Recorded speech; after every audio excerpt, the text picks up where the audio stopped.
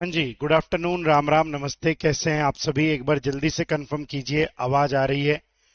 Good afternoon जी, good afternoon. एक बार जल्दी से कंफर्म करो, आवाज आ रही है? हम एस्से राइटिंग कर रहे हैं। एस्से राइटिंग में हमने नरेटिव एस्सेज को बना लिया है और हमने डिस्क्रिप्टिव एस्सेज को भी बना लिया है। हमने नरेटिव एस्से को भी बना लिया और हमने डिस्क्रिप्टिव एस्से को भी बना लिया है। आज हम बात एक और टाइप की करने वाले हैं। एक बार जल्दी से बताओ, आवाज क्लियर आ रही है या क्लियर नहीं आ रही? जल्दी से बताओ, जल्दी से। विपिन, इस रिगार्डिंग मैं हेल्प नहीं कर सकता। आप मैनेजमेंट से बात करो भाई, वो आपकी हेल्प कर पाएंगे।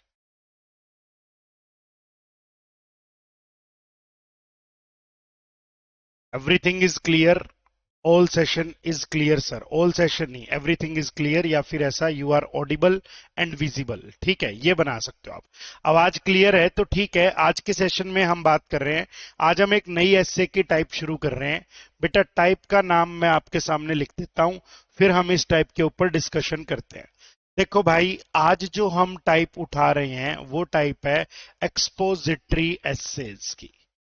आज जो टाइप आपको सीखनी है वो टाइप क्या है जी? एक्सपोजिटरी एसे। ये हर एग्जाम में पूछे ही जाते हैं। यानी नरेटिव एसे तो आपके इस कोर्ट वाले एग्जाम में पूछे गए हैं। अदरवाइज डिस्क्रिप्टिव में नरेटिव जनरली नहीं पूछा जाता, ना ही डिस्क्रिप्टिव पूछा जाता। लेकिन हमने ये बात देखी है कि आपके कोर्ट वाले एग्जाम में नरेटिव और डिस्क्रिप्टिव एसेज पूछे जाते हैं, उन्हीं की हम बात कर रहे हैं। ठीक है जी, वो दो बातें हम कर चुके। एक्सपोजिटरी हर एग्जाम में ही आती है। एक्सपोजिटरी जो राइटिंग है वो हर एग्जाम में पूछी जाती है। तो हम बात करते हैं एक्सपोजिटरी एसेज की। आप बताओ मेरे को, एक्सपोजिटरी एसे से आप क्या समझते हो? एक्सपोजिटरी एसे से आप क्या समझते हो? जल्दी से बताओ, जल्दी से। बेटा यूट्यूब से देख ले, यूट्यूब के ऊपर भी तो होगा ना। ऐप पे तुझे नहीं मिल रहा हेल्पलाइन नंबर तो यूट्यूब पे चेक कर ले, यूट्यूब के ऊपर होगा। डिस्क्रिप्टिव बॉक्स, उसमें डिस्क्रिप्शन बॉक्स में हर क्लास में नंबर मिलता है यार। कैसी बातें कर रहे हो तुम? एक्सपोजिटरी का मीनिंग क्या है? एक्सपोजिटरी का मीनिंग है क्या? एक्सपोजिटरी का मीनिंग है कोई चीज एक्सप्लेन करना। एक्सपोजिटरी का मीनिंग है आप किसी चीज को क्या करोगे? एक्सप्लेन करोगे। और एक्सप्लेन हम कैसे करेंगे? यहां बेटा हम फैक्ट्स को सामने रखते हैं, जो चीजें सोसाइटी के अंदर है हम फैक्ट्स को सामने रखते हैं, या फिर हम किसी कॉन्सेप्ट की बात करते हैं कि ये चीज ऐसे काम करती है। ठीक है, तो एक्सपोजिटरी एसे में आप कोई चीज एक्सप्लेन करते हो, आप किसी विषय, किसी टॉपिक को, किसी सब्जेक्ट को डिस्कस करते हो और उसके ऊपर क्या करते हो? एक्सप्लेनेशन दिखाते हो, एग्जामिनर को एक्सप्लेन करके दिखाते हो। यहां पे फैक्ट्स की बात होती है, यहां पे कॉन्सेप्ट की बात होती है। यहां पे कोई स्टोरी टेलिंग वाली बात नहीं होती। जैसे तुमने पढ़ा ना नरेटिव में, तो तुम स्टोरी सुना रहे थे, यहां कोई स्टोरी की बात नहीं होती। यहां आप अपने इमोशंस की बातें नहीं करते। मुझे ऐसा फील हुआ, मैंने ऐसा सोचा, ऐसा नहीं होता। यहां आप अपना ओपिनियन भी नहीं देते।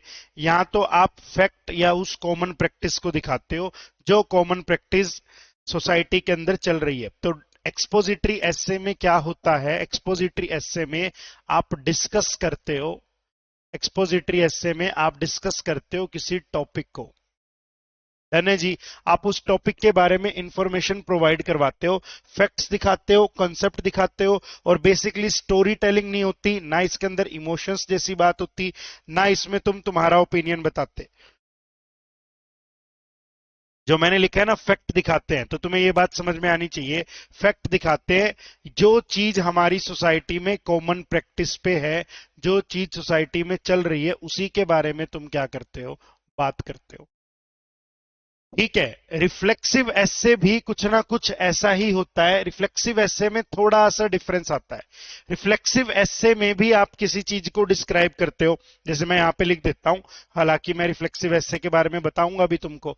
अब तो ये दो ही टाइप तो बची है हमारे पास। भाई मैं आपको रिफ्लेक्सिव एसे के बारे में बताऊं ना, तो रिफ्लेक्सिव एसे में भी आप क्या करते हो? आप किसी चीज को एक्सप्लेन करते हो। यहां पे क्या होता है? यहां पे आप अपनी बात बताते ही हो, बेसिकली आप फैक्ट भी बताते हो जो सोसाइटी में चल रहा है। जो फैक्ट है वो बताते हो, या जो कॉन्सेप्ट है, ये चीज इस तरीके से काम करती है, इसका ये मैकेनिज्म है, वो चीज तुम समझाते ही समझाते हो। या कह दूं जो कॉमन प्रैक्टिस है। यानी जो एक्सपोजिटरी में कर रहे हो वो बातें यहां करते ही करते हैं, लेकिन यहां पे ना आप खुद का भी आइडिया लिखते हो, आप अपनी भी अंडरस्टैंडिंग बताते हो कि आप इस बारे में क्या सोचते हो, आपकी इस चीज के ऊपर क्या राय है, क्या विचार है, आप अपनी अंडरस्टैंडिंग बताते हो। ये लाइन लिख देने से ये थोड़ा सा पर्सनल बन जाता है, यही रिफ्लेक्शन है कि ये इससे आपको क्या रिफ्लेक्ट करता है। तो आप डिफरेंस समझना, एक्सपोजिटरी में तुम्हारे विचारों की कोई जगह नहीं है, एक्सपोजिटरी में तुम्हारे विचारों की कोई जगह नहीं है, लेकिन जो रिफ्लेक्सिव एस्से है उसके अंदर तुम्हारे विचारों की भी जगह है। ठीक है, एक सेकंड मेरे को दो, मेरा मार्कर हाथ से छूट गया, बेंच के नीचे गिर गया, मैं मार्कर लेकर आता हूं।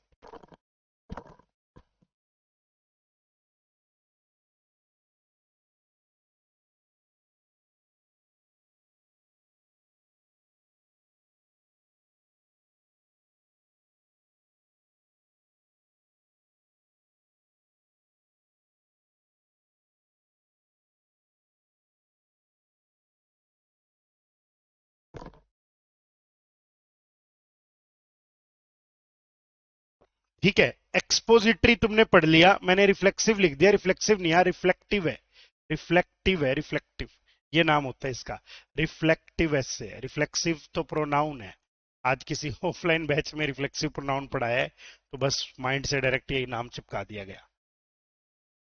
इस बात को समझते हुए चलना, नरेटिव एसे में कहानी सुना रहे हो, डिस्क्रिप्टिव एसे में पेंटिंग बना रहे हो, और जो एक्सपोजिटरी एसे है उसमें कुछ एक्सप्लेन कर रहे हो, समाज में क्या मौजूद है, क्या स्थिति है, क्या कॉमन प्रैक्टिस है, क्या सोसाइटी में चल रहा है, उसमें ये बात बता रहे हो आप। ठीक है, उसमें ये बातें बताई जा रही हैं, और रिफ्लेक्सिव में ये बातें तो बताई जा ही रही हैं, साथ ही साथ रिफ्लेक्सिव में आप अपना भी विचार बता देते हो कि आप क्या सोचते हो, आपकी क्या सिचुएशन है, आप इस बारे में क्या मानते हो। आज मैं बहुत सारे आपके सामने एक्सपोजिटरी एसेज डिस्कस करने वाला हूं। हम अभी रिफ्लेक्टिव एसेज नहीं पढ़ रहे हैं, हम पहले एक्सपोजिटरी एसे पढ़ रहे हैं, सबसे कॉमन टाइप यही है, पेपर में ये अक्सर देखने को मिलती है। ठीक है, पहले मैंने थोड़ी सी वो वाली बताई थी जिसमें तुम्हारी लैंग्वेज होती है, जैसे हमने पहले जो नरेटिव और डिस्क्रिप्टिव पढ़ा, वो पहले करवाने का पर्पस भी यही है कि बच्चे को थोड़ा सा कॉन्फिडेंस आ जाए, थोड़ा सा हौसला बन जाए। पेपर में भी वो वाली टाइप आती है, तो पेपर में तुम्हारी मर्जी, तुम्हें जोन सा एस्से देख के लगे मैं ये अच्छे से लिख पाऊंगा बिना गलतियों के, अच्छी वोकैब से उस एस्से को उठा लेना। ठीक है, मैंने दो टाइप करवा दी, दो टाइप और है, उन दो टाइप की मैं अब आपके साथ क्या कर रहा हूं, बातें कर रहा हूं। आज के सेशन में मैं आपके साथ बात करूंगा किसकी, एक्सपोजिटरी एस्से की। बेटा एक्सपोजिटरी एस्से में भी ठीक इसी तरीके से जैसे आप एक फॉर्मेट करते हुए आ रहे थे ना, सभी एसेज में तो आप क्या करते हुए आ रहे हो, एक फॉर्मेट करते हुए आ रहे हो, इसी तरीके से एक्सपोजिटरी एस्से में भी एक फॉर्मेट है। आज मैं पूरा फॉर्मेट डिस्कस नहीं करूंगा, आज मैं बात करूंगा आपके साथ किसकी राजा, इंट्रोडक्शन की। आज हम बात किसकी करने वाले हैं, इंट्रोडक्शन की। देखो भाई, इंट्रोडक्शन में क्या होगा, वहां पहले नंबर पे हुक सेंटेंस था, है ना, यहां पे एक जनरल लाइन लिखी जाती है, वही 3 लाइनों में इसका इंट्रोडक्शन बनाना है, बाकी सारी की सारी बातें क्या रखनी है जी, सेम ही रखनी है, कि आप 30 से 40 या 50 वर्ड्स इसके अंदर रख सकते हैं।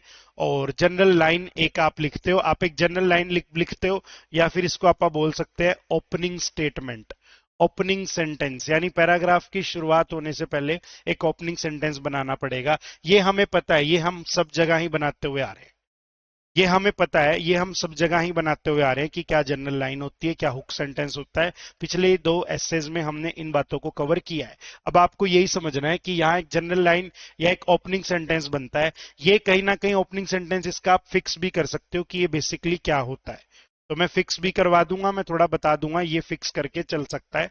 यहाँ पे अगर मैं बात करूं ना, दूसरे नंबर पे आप टॉपिक को क्या कर देते हो, डिफाइन करते हो। जैसे तुमने एग्जाम्पल में अभी लिखा है जेंडर इक्वालिटी, एक बच्चे ने लिख दिया, वुमेन एम्पावरमेंट लिख दिया, रिजर्वेशन लिख दिया, कास्ट सिस्टम इन इंडिया लिख दिया। इस तरीके का कोई भी स्टेटमेंट, कोई भी प्रैक्टिस जो सोसाइटी में मौजूद है, इस तरीके की प्रैक्टिस है। ठीक है जी, अब देखना, जनरल लाइन, ओपनिंग सेंटेंस लिख दिया, फिर टॉपिक दिखा, टॉपिक को क्या किया गया, डिफाइन किया गया, टॉपिक को एक दो लाइनों में आप क्या कर देते हो, डिफाइन कर देते हो। और अब थर्ड नंबर पे यहां पे आती है, ये चीज इंपॉर्टेंट क्यों है, इस चीज की सोसाइटी में क्या जगह है। जिस चीज की हम बात कर रहे हैं वो चीज इंपॉर्टेंट क्यों है बेटा, उस चीज की सोसाइटी में क्या जगह है, सोसाइटी में वो बात कहां पे स्टैंड करती है, ये बातें आपको लिखनी होती है। तो मुझे बताओ एक बार तुम्हें क्या इंट्रोडक्शन समझ में आ रहा है? मैं कह रहा हूं एक्सपोजिटरी एसे और रिफ्लेक्टिव एसेज में एक छोटा सा डिफरेंस है।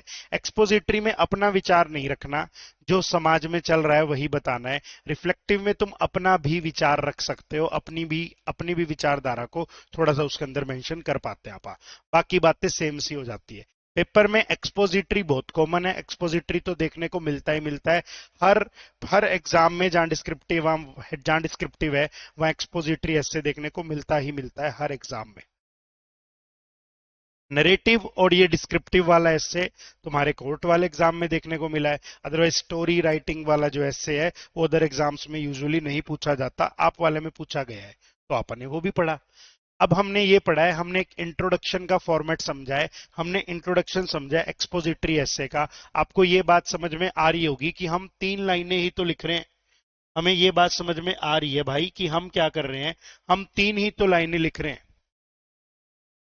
भाई 3 ही तो लाइनें हैं। एक तो ओपनिंग सेंटेंस है, ओपनिंग सेंटेंस बनाते हो, फिर टॉपिक को डिफाइन करते हो, ये बात सबसे जरूरी है। फिर तुम बताते हो ये चीज इंपॉर्टेंट क्यों है, इस चीज का सोसाइटी में क्या रोल है, ये चीज सोसाइटी के लिए क्यों जरूरी है, या इस चीज की सोसाइटी में कहाँ वैल्यू है, कहाँ ये चीज सोसाइटी में स्टैंड करती है, तुम इन बातों को लिखते हो। ये मैंने तुम्हें थोड़ा सा इंट्रोडक्शन क्लियर कर दिया। अब आप कुछ एसेज को करते हैं जिनका हम इंट्रोडक्शन लिख कर देखेंगे, जहां हम इंट्रोडक्शन से चीजें समझ पाएंगे।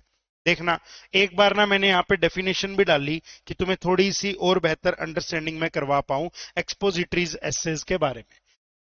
देखो क्या लिखा है, कह रहा है स्ट्रक्चर्ड एक्सप्लेनेशन है। एक्सप्लेनेशन है ये, एक्सपोजिटरी का मीनिंग यही है कि कुछ ना कुछ एक्सप्लेन किया जा रहा है, कथा नहीं सुनाई जा रही, एक एक्सप्लेनेशन है। और स्ट्रक्चर्ड यानी एक स्ट्रक्चर को फॉलो करती हुई एक्सप्लेनेशन है। और इस एक्सप्लेनेशन के अंदर क्या है जी, फैक्ट्स हैं, फैक्चुअल इंफॉर्मेशन है, और साथ में जो कॉन्सेप्ट है, जो वो विषय है, जो समाज में चल रहा है वो भी बताया गया है। यानी एक्सपोजिटरी एसेज क्या है, एक्सप्लेनेशन है एक अच्छे स्ट्रक्चर को फॉलो करती हुई। और उस एक्सप्लेनेशन के अंदर क्या है, उस एक्सप्लेनेशन के अंदर फैक्ट्स है, साथ में कंसेप्चुअल सब्जेक्ट है जो समाज में मौजूद है वो बताना है। और साथ में कह रहा है इसमें आपके इमोशन की या आपकी स्टोरी टेलिंग की कोई जगह नहीं है। यहां ना तो आप अपना इमोशन लिखते हो, ना ही आप इसमें क्या करते हो, स्टोरी टेलिंग करते हो, इसकी कोई भी जगह नहीं है। डन है, क्लियर है। देखो मैं बुक्स वगैरह बहुत बार बता चुका, तुम लोग हर क्लास में बुक पूछ लेते हो यार, तुम लोग क्या कर रहे हो, पिछली क्लासेस में तुमने बुक्स नहीं देखी क्या? एक क्लास शुरुआत की लेटर राइटिंग की, मैंने सिर्फ बुक्स के ऊपर ही डिस्कशन की है कि इन बुक्स को फॉलो कर लो। अरियंत की डिस्क्रिप्टिव की एस्से राइटिंग की किताब 2026 की है, रचना प्रोफेसर रचना शर्मा उसकी शायद राइटर है, ये किताब है। अर्नी कोई भी किताब उठा लो जिसमें एस्से हो, जो कॉम्पिटिटिव एग्जाम के लिए बनी हो, सारी किताबों में टॉपिक सेम है, थोड़ी बहुत लैंग्वेज का डिफरेंस है। ये सारी बातें मैंने बता दी यार, बार बार आप डिस्कस करेंगे तो अपना सिलेबस रह जाएगा, ये बातें हम डिस्कस कर चुके हैं। ठीक है जी, आपको समझ आया, आपको एक अंडरस्टैंडिंग डेवलप हुई फॉर्मेट की? हाँ जी, आपको एक अंडरस्टैंडिंग डेवलप हो गई है फॉर्मेट की, हमने एक बातचीत कर ली है, एक चर्चा हमने कर ली है। बेटा एक बात और बता देता हूं, इस एस्से को, क्योंकि ये चीज समाज में मौजूद है, ये चीज समाज में चलती हुई आ रही है, तो इस एस्से को आप प्रेजेंट में लिखते हो।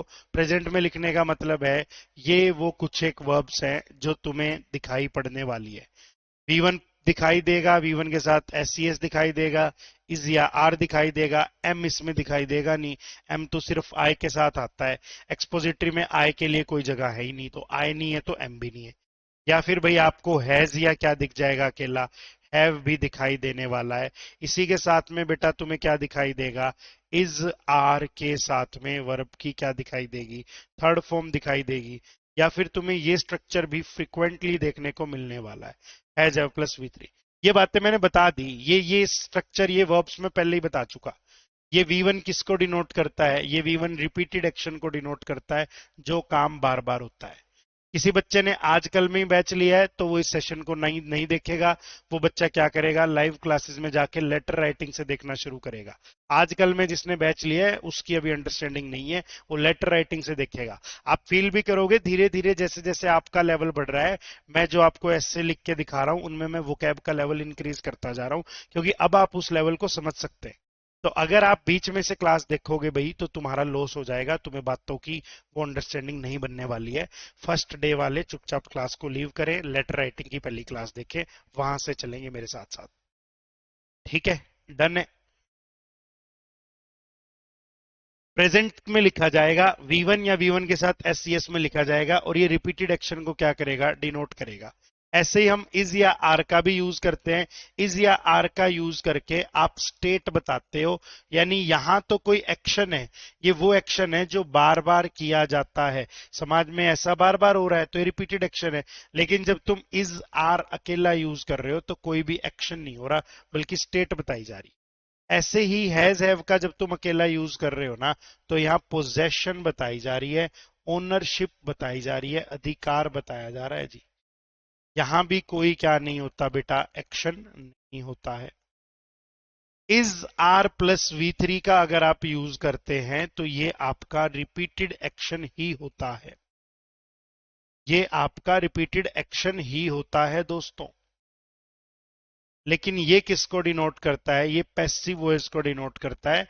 जब सब्जेक्ट के ऊपर काम किया गया है, सब्जेक्ट ने कार्य को नहीं किया, कार्य को सब्जेक्ट के ऊपर किया गया है। ये जो स्ट्रक्चर है V1 वाला, ये स्ट्रक्चर एक्टिव वॉइस को डिनोट करता है। एक्टिव वॉइस का मतलब है सब्जेक्ट ने इस काम को किया है। ये बातें बड़े ही डिटेल में पिछले सेशंस में बता के आया हूं, यहां बस एक बार याद करवा रहा हूं ताकि भूल ना जाए। ये बातें मैं पिछले सेशंस में बता चुका आपको।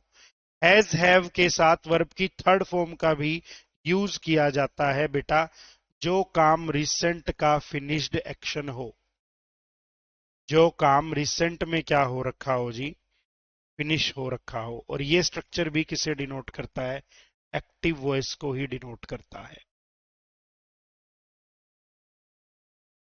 डन है, ठीक है। आ जाओ अब एक बार थोड़ा सा चलते हैं, इसका फॉर्मेट मैंने एक बार बताया भी है तुम्हें, अब मैं एक बार इसका फॉर्मेट तुम्हें दिखाता भी हूं, मैंने लिखा भी है फॉर्मेट कैसे बनना है। अब हम इंट्रोडक्शन पढ़ेंगे, हम फॉर्मेट पढ़ने वाले हैं। हम फॉर्मेट पढ़ रहे हैं कौन से पैराग्राफ का, इंट्रोडक्शन पैराग्राफ का फॉर्मेट पढ़ रहे हैं। और ये फॉर्मेट किस एस्से में यूज किया जाएगा, ये फॉर्मेट एक्सपोजिटरी एस्से में यूज किया जाएगा। कोई बच्चा ऐसा ना हो जिसे एक्सपोजिटरी एस्से नहीं पता क्या होता है। ये रे भाई, जो सामाजिक मुद्दे हैं ना, वो सारे एक्सपोजिटरी एस्सेज में आ जाते हैं। जैसे वुमेन एम्पावरमेंट का एस्से आ गया है ना भाई, जेंडर बेस्ड डिस्क्रिमिनेशन का एस्से आ गया, ये भी समाज के अंदर ही है। या फिर यहाँ पे आ गया कास्ट सिस्टम का एस्से आ गया, जाति प्रथा का एस्से आ गया, रिलीजन के ऊपर एस्से पूछ लिया, रिजर्वेशन के ऊपर एस्से पूछ लिया,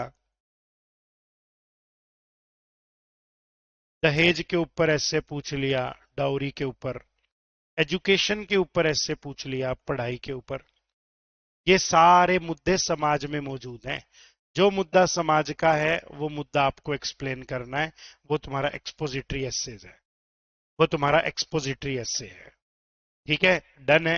हाँ मैंने लिख दिया, डाउरी का मैंने लिख दिया। चाइल्ड मैरिज तो अब नहीं है, पहले प्रथा थी, तो चाइल्ड मैरिज पे तो अब नहीं आ सकता।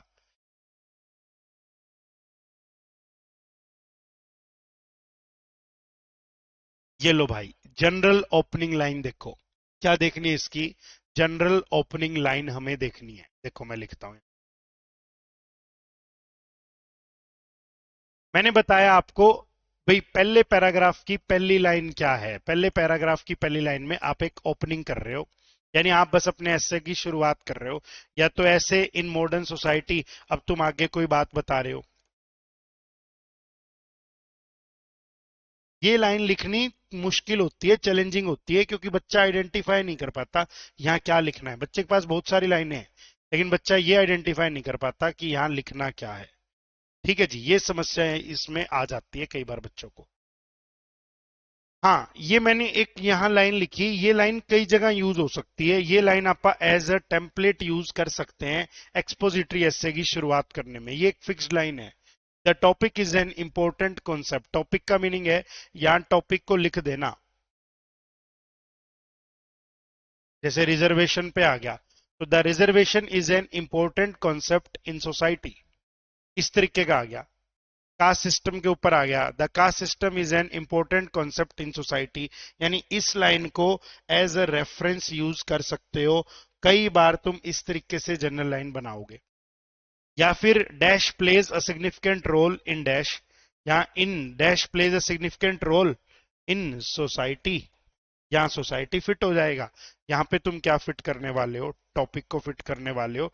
जो टॉपिक तुम्हें दिया जा रहा है यहाँ तुम उस टॉपिक को फिट कर सकते हो। ठीक है, डन है, क्लियर है? जल्दी से बताओ, क्लियर है? देखो पूजा, एक सवाल एक बार लिखो। आप 5 बार लिखोगे तो मैं आपका नंबर यहां से ब्लॉक कर दूंगा, आप चैट नहीं कर पाओगे। क्योंकि फिर क्या होएगा, किसी भी बच्चे का रेगुलर कमेंट ही हट जाएगा सिर्फ तुम्हारे एक किसी भी रैंडम क्वेश्चन पे। ये बातें भी मैंने बताई है कि सिलेबस में कब तक करवा दूंगा, पेपर होने के कब तक के चांसेस है। तो आप बार बार एक ही कमेंट ना कीजिए। पिछली क्लासेस में ये क्वेरीज रिजोल्व हो चुकी है। जब टॉपिक पढ़ाया जाए तो टॉपिक से रेलेवेंट बातें पूछिए। इधर उधर की बातों का आंसर टीचर नहीं दे सकता, क्योंकि उसमें बहुत टाइम वेस्ट हो जाएगा। ठीक है, और वो बातें जो बैच के स्टार्टिंग में डिस्कशंस में आ चुकी हैं। डन है ना भाई? इंट्रोडक्शन में 3 लाइनें लिखनी है। पहली लाइन है ओपनिंग लाइन, आप ऐसे की स्टार्टिंग करोगे। यहां पे आप इन 3 में से कोई लाइन बना लो, या कोई तुम्हारे दिमाग में लाइन हो तो तुम वो भी यूज कर सकते हो। हाँ, तुम चेक करवा सकते हो यहाँ कमेंट बॉक्स में भेज के कि ये वाली लाइन में यूज कर सकता हूं क्या।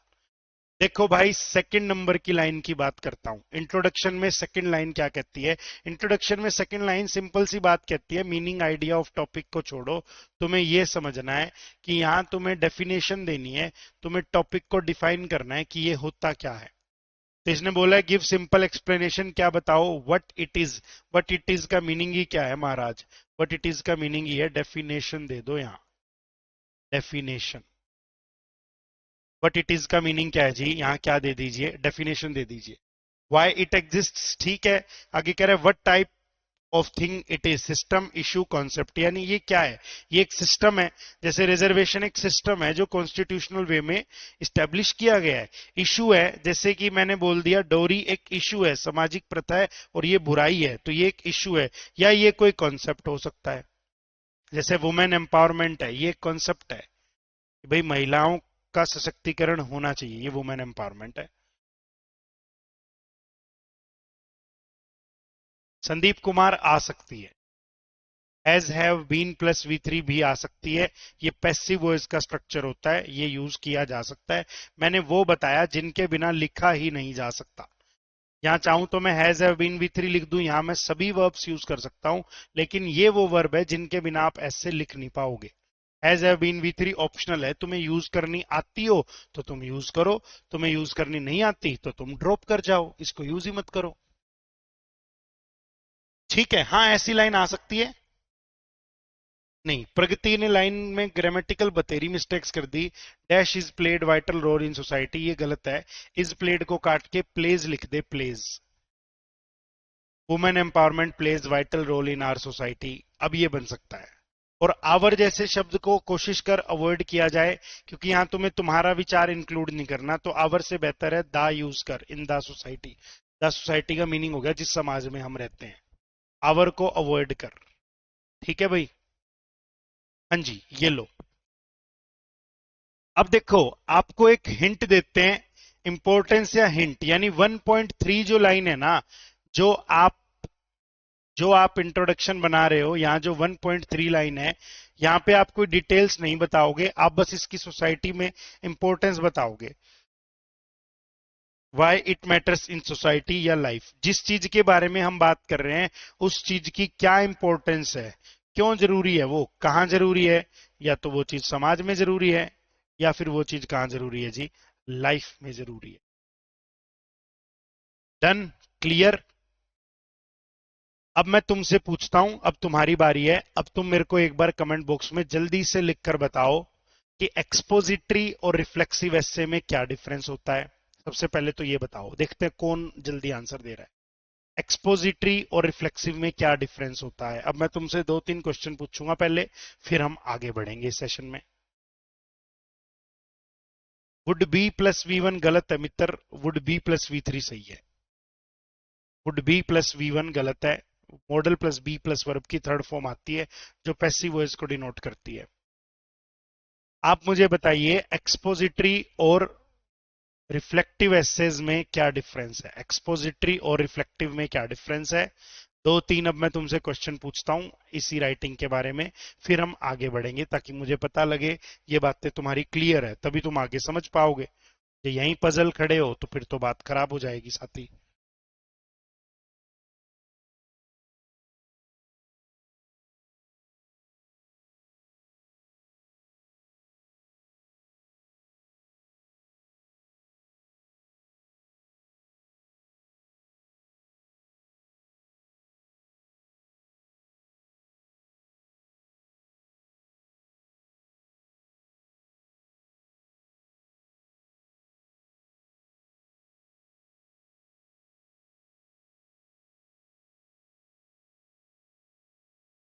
बहुत बढ़िया, बहुत बढ़िया। अन्नू, कशिश, वंशिका, आंचल, साहिल, प्रियंका, हितेश, रिंकू। ठीक है, ठीक है, ठीक है, अच्छे से आप समझ गए हैं। अब आप मुझे एक बात बताइए, जो एक्सपोजिटरी एसे है उसमें इंट्रोडक्शन में 3 लाइनें हैं, वो 3 लाइनें कौन कौन सी है। जल्दी से बताइए, एक्सपोजिटरी के इंट्रोडक्शन में 3 लाइनें कौन कौन सी हैं। बहुत बढ़िया, सोनिका, रौनक, मोनिका, प्रियंका, शुरान, हितेश, बूरा, रिंकू, प्रीति। प्रीति ने तो आंसर ही नहीं किया। अब तुम मुझे बताओ एक्सपोजिटरी के इंट्रो में 3 लाइनें कौन कौन सी है। पहली लाइन है जनरल ओपनिंग, दूसरी लाइन है टॉपिक की डेफिनेशन, तुम टॉपिक को डिफाइन करोगे। तीसरी लाइन है ये चीज समाज में क्यों जरूरी है, इस चीज के ऊपर हमें बात क्यों करनी पड़ रही है, ये समाज में क्या रोल प्ले करती है, हमारे जीवन में क्या रोल प्ले करती है, क्यों हमें ये डिस्कस करना पड़ रहा है, ये बातें हैं। अनु ने लिख दिया जनरल लाइन है, टॉपिक है, इंपॉर्टेंट इन सोसाइटी है। बहुत बढ़िया। देखो अब कितनी क्लैरिटी आ रही है। अब से पहले तो तुम्हें बस ये था कि ऐसे लिखना है, अब तुम्हें कितनी ज्यादा क्लैरिटी है।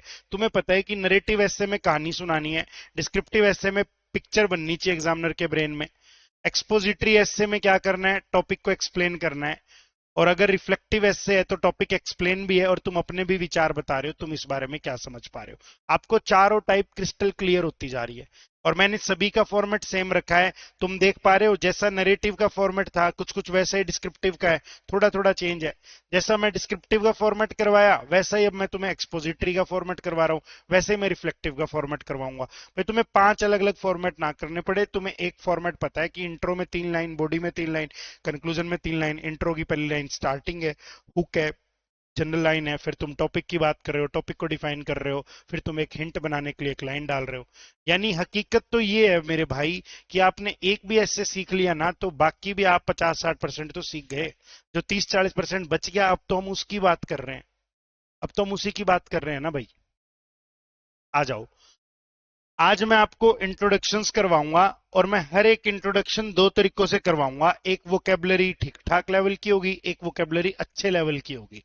अब ये बातें ध्यान में रखना क्या क्या तुम्हें नहीं करना है, what not to do in introduction. Introduction में क्या नहीं करना, स्टोरी नहीं बनानी, स्टोरी तो नरेटिव में बनानी होती है। पर्सनल ओपिनियन नहीं देना, पर्सनल ओपिनियन कहां देते हैं, रिफ्लेक्टिव में देते हैं। नो एग्जाम्पल्स, एग्जाम्पल्स डालने की जरूरत नहीं है, एग्जाम्पल्स हम डालते ही नहीं, ना हमने नरेटिव में डाले, ना हमने डिस्क्रिप्टिव में डाले, ना हम रिफ्लेक्टिव में डाल रहे। ये कह रहे हैं इंट्रो में नहीं डालने, एग्जाम्पल नहीं डालेंगे भाई। नो डीप एक्सप्लेनेशन, इंट्रोडक्शन कभी भी डीप में नहीं होता, वो बस एक हिंट क्रिएट करता है। अगर तुमने डीप में बता दिया तो फिर बंदा तुम्हारी डिटेल्स को क्यों पढ़ेगा। फिर जो रीडर है जो आपके एस्से को पढ़ रहा है वो आपकी डिटेल्स जाएगा ही नहीं, डिटेल्स को देखेगा ही नहीं, क्योंकि आप सारी बातें तो पहले ही बताया है। तो इन बातों का थोड़ा सा क्या रख लीजिएगा, ध्यान रख लीजिएगा। ठीक है मेरे साथी, आ जाओ यहां से आगे लेकर चलता हूं। वुमेन एम्पावरमेंट, बेटा हम बात कर रहे हैं वुमेन एम्पावरमेंट की, पहली इसी के ऊपर बातचीत करनी है। अब ये कैसा इशू है, कैसा टॉपिक है, कैसा मुद्दा है ये एक सोशल इशू है, ठीक है। ये समाज में मौजूद है, ये मुद्दा क्या है, सोशल इशू है। तो मैं एक ऐसी लाइन बना लूंगा, women empowerment is an important, या women empowerment is a crucial social issue. इस प्रकार से मैंने स्टार्टिंग कर ली। अब मुझे इसको क्या करना है जी, डिफाइन करना है। डिफाइन करने का मतलब क्या है, वुमेन एम्पावरमेंट का मतलब क्या है, महिलाओं को भी बराबर का अधिकार देना, इक्वेलिटी दिलवाना महिलाओं को। इक्वेलिटी कहां दिलानी है जी, इनको इनको इक्वेलिटी मिलनी चाहिए समाज में, महिलाओं का समाज में बराबर योगदान हो, जॉब्स पे यानी प्रोफेशनल वर्ल्ड में इनको इक्वालिटी मिलनी चाहिए, एजुकेशन में, हर चीज में हमें इन्हें इक्वालिटी दिलवानी है कि भाई महिलाएं हर जगह उतने ही अधिकारों को एंजॉय करे जितने पुरुषों के पास है। तो in all the spheres, in all spheres का मीनिंग होता है सारी फील्ड्स, हर फील्ड में महिलाओं के पास उतने अधिकार होने चाहिए जितने अधिकार किसके पास है, पुरुषों के पास है। ठीक है, डन है। तो मैंने क्या देखा, मैंने देखा सोशल इशू है, मैं एक स्टार्टिंग तो बना लूंगा, women empowerment is a crucial social issue. अब डिफाइन करना है इक्वालिटी, डेफिनेशन का मीनिंग क्या है, इट मींस एम्पावरिंग वुमेन, महिलाओं को सशक्तिकरण करना, महिलाओं को शक्ति प्रदान करना। It means empowering women so that they get fair opportunities in all the spheres, in all the field, सारी फील्ड्स में उन्हें क्या मिले, इक्वल अपॉर्चुनिटीज मिले। अब आप कह रहे हो कि इस चीज का समाज में क्या योगदान है, यानी देख रहे हो ये 1.1 बना ली, ये 1.2 बना ली, देख रहे हो विनोदवा, ये 1.3 बना ली। 1.3 में बताना ये सोसाइटी में क्यों जरूरी है, ये सोसाइटी में जरूरी है, अगर महिलाओं का सम्मान होगा, महिलाओं के पास ताकत होगी, तभी हमारा समाज आगे बढ़ेगा, तभी हमारी सोसाइटी की कंप्लीट डेवलपमेंट हो पाएगी, हमारी सोसाइटी की होलिस्टिक डेवलपमेंट हो पाएगी। भाई आप एक बात देखो ना, अगर अधिकार पुरुषों के पास है तो हमारी तो आधी पॉपुलेशन ही काम पे है, बाकी आधी पॉपुलेशन हम यूज ही नहीं कर पा रहे। लेकिन अगर हम महिलाओं को सशक्तिकरण कर दें, उन्हें एजुकेशन, अर्निंग अपॉर्चुनिटीज प्रोवाइड करवाएं, तो अल्टीमेटली समाज ही सुधरेगा। क्यों भाई, महिला है तो महिला, अगर उनको शक्ति मिलेंगी, अगर वुमेन एम्पावरमेंट होगा तो पूरी जनरेशन सुधरेगी, जो बच्चे होंगे उन बच्चों को भी शिक्षा दी जाएगी, तो ये अच्छी बात है। आपने देखा हमारी गवर्नमेंट आजकल एफर्ट्स कर रही है वुमेन एम्पावरमेंट के, जैसे सरपंच वगैरह की सीट है वो फिक्स कर दी गई है फीमेल्स के लिए। वो अलग बात है कि साइन भाई साहब ही मार देते हैं मैडम साहब के, बाकी काम सारे भाई साहब ही कर रहे हैं, लेकिन चेहरा उनका है। लेकिन सरकार तो प्रयत्न कर रही है ना कि महिलाओं को समाज में अधिकार दिया जाए, है ना। जैसे मेरे को यहाँ कल्पना चावला जी की स्टोरी याद आती है। कल्पना चावला जी को उनके पिताजी ने एरोनॉटिकल साइंस पढ़ाई, स्पेस के बारे में पढ़ाया, तो उन्होंने इतना ऊंचा देश का नाम किया। अगर वो नहीं पढ़ाते, आपको पता है वो अपने कॉलेज में पहली फीमेल थी उस फील्ड में, अदरवाइज कोई फीमेल उस फील्ड को पढ़ती नहीं थी, कल्पना चावला जी पढ़ते थे। और वहां गर्ल्स हॉस्टल भी नहीं था। बाद में जब उन्होंने पास किया, जब वो फेमस हुए, तो उस कॉलेज में गर्ल्स हॉस्टल बना, उन्हीं के नाम से बना है, कल्पना चावला हॉस्टल। तो हम क्या देख रहे हैं, हम क्या देख रहे हैं, हम ये देख रहे हैं कि भाई हम एक टॉपिक को एक्सप्लेन कर रहे हैं, पहले हम बता रहे हैं कि वो टॉपिक क्या रोल प्ले कर रहा है, सामाजिक मुद्दा है, फिर हम उसको डिफाइन कर रहे हैं, फिर हम बता रहे हैं ये चीज क्यों जरूरी है, ये समाज में क्यों जरूरी है। क्योंकि अगर ऐसा होगा तो पूरी की पूरी सोसाइटी ग्रो करेगी, पूरी सोसाइटी की क्या होगी, इंप्रूवमेंट होगी, ऐसी कुछ बातें हैं। हाँ, एक्सपोजिटरी में अपने इमोशंस नहीं डालने आपने, बिल्कुल ठीक बात है, लेकिन फैक्ट्स तो डालने हैं। अब तू कोई फैक्ट बता रहा है तो ये नहीं है कि वो फैक्ट तेरा इमोशन है, वो तो फैक्ट है, फैक्चुअल इंफॉर्मेशन तो प्रोवाइड करवाई ही जाएगी, कोई दुविधा नहीं है उसके अंदर। तो बेटा ये ले, मैं यहां से आगे चलता हूं। अब मैंने पहले तुम्हें एक इंट्रोडक्शन दिखाना है, ये एक सिंपल इंट्रोडक्शन मैंने लिखा है, इसमें वोकेबलरी बेसिक है, ज्यादा हाई फाई नहीं है। यानी बात करूं ना तो ये B2 लेवल की वोकेबलरी है। यानी आप जब ऐसे लिखोगे ना तो 60% वर्ड्स आप इस रेंज में उठा सकते हो, इसी तरीके के वर्ड्स उठाए जा सकते हैं 60% तक वर्ड्स, क्योंकि ये वर्ड्स क्लैरिटी देंगे टॉपिक को। देख साथी क्या कह रहे हैं, कह रहे women empowerment is an important social concept. देखियो, अब ये इशू ना लिख के इसने क्या लिखा, सोशल कॉन्सेप्ट लिखा, ठीक है। ये तो एक बात टेम्पलेट जैसी होगी, यहां एक डाल दिया टॉपिक, यहां हर बार डाल दिया गया टॉपिक, यहां डाल दो इज एन इंपॉर्टेंट, और 90% तो तुम्हारा सोशल ही आएगा। कभी कभी सोशल है, कभी कभी पॉलिटिकल है, कभी कभी इकोनॉमिकल है, तो चाहे सोशल को फिक्स कर लो। Topic is an important social concept, ठीक है। आगे देखो कितना बढ़िया सिखा रहा है, आगे एक बहुत ही अच्छी सी लाइन बता रहा है। इसने इस लाइन को यहां खत्म नहीं किया, इसने ग्रामेटिकल नॉलेज दिखाई, अपन यहां दैट का यूज किया। मैंने बताया दैट जोड़ने के भी काम आ सकता है और दैट सब्जेक्ट भी बन सकता है। आगे एक वर्ब है फोकसिस, है ना, इस फोकसिस वर्ब का सब्जेक्ट भी कौन है जी, दैट ही है। तो ये सब्जेक्ट भी है और ये जोड़ भी रहा है, इसीलिए इसका नाम है रिलेटिव प्रोनाउन। तो आगे इसने रिलेटिव प्रोनाउन का यूज किया। तुम इस लाइन को एज इट इज दिमाग में चिपका सकते हो। Topic is an important social concept that, आगे वर्ब की फर्स्ट फॉर्म। तुम इस लाइन को दिमाग में चिपका सकते हो, कई जगह हम यूज कर सकते हैं। भाई यहां तुम क्या लिखने वाले हो, टॉपिक, यहां तुम लिखोगे इज एन इंपॉर्टेंट, मैंने कहा था ये फिक्स कर सकते हैं हम, सोशल कॉन्सेप्ट दैट। अब यहां वर्ब की फर्स्ट फॉर्म एस के साथ लगेगी। ये दैट यहां रिलेटिव प्रोनाउन है, सब्जेक्ट भी है, लेकिन ये कॉपी है किसी की। तो वास्तव में सब्जेक्ट है तो वो दैट, लेकिन वर्ब इस नाउन के दैट से पहले वाले नाउन के अकॉर्डिंग लगती है। इसको एंटीसीडेंट बोलते हैं, जो पहले मौजूद है। तो यहाँ क्या लगाया गया है, V1, और V1 के साथ क्या लगा दिया राजा, एस या ES लगा दिया। ये लाइन कहीं ना कहीं तुम्हें एक टेम्पलेट जैसी मिल सकती है कि तुम इस तरीके से स्टार्टिंग कर लेना। हालांकि शुरुआत में ही फिक्स्ड लाइन लिखना थोड़ा सा प्रॉब्लमेटिक भी हो सकता है, एग्जामिनर को ये फील ना हो कि ये लाइन याद करके बैठा है। लेकिन अगर नहीं लिखी जाए तो भाई इसको चिपका दो, सही है, गलत थोड़ी है। खुद की लैंग्वेज दिखाओगे उतना ही अच्छा है। खुद की लैंग्वेज नहीं दिखा पाए, लिखना ही नहीं आ रहा, तो चिपका सकते हो। ये बात मैंने बताई है, बार बार मैंने बताई है। फिक्स्ड लाइंस लिखोगे तो नंबर थोड़े से काट लिए जाएंगे, क्योंकि आपने लैंग्वेज नहीं दिखाई, आपने रट्टाफिकेशन दिखाई। लेकिन अगर एक तो लिख के ही ना आए, टाइम भी वेस्ट हो जाए कि मेरे को लिखना ही नहीं आया, और एक तुम ऐसी लाइन चिपकाया है, तो तुम्हें स्कोर तो कुछ ना कुछ आएगा। नो डाउट ज्यादा स्कोर उसे मिलेगा जो खुद की भाषा लिखेगा। जो as it is fix line लिखेगा उसको स्कोर आएगा, लेकिन ज्यादा नहीं, थोड़ा मोटा स्कोर उसका कट्टा भी जाएगा इस बात पे। ठीक है, डन है आंचल। तो मैंने यहां पे एक क्या किया, मैंने एक जनरल लाइन डाली है। ये 1.1 है, जो ग्रीन ब्रैकेट्स बता रही है ना, 1.1 है। अब ना आगे डिफाइन किया जा रहा है इस टॉपिक को। आगे क्या कर पा रहा हूं भाई, मैं आगे इसको डिफाइन कर रहा हूं कि जो फोकस करता है, किस चीज पे फोकस करता है। वुमेन एम्पावरमेंट एक कॉन्सेप्ट है जो फोकस करता है, किस चीज पे फोकस करता है, प्रोवाइडिंग इक्वल राइट्स, बराबर समान अधिकार दिलवाना, समान शिक्षा दिलवाना और समान अवसर दिलवाना, opportunities to women, opportunities to women.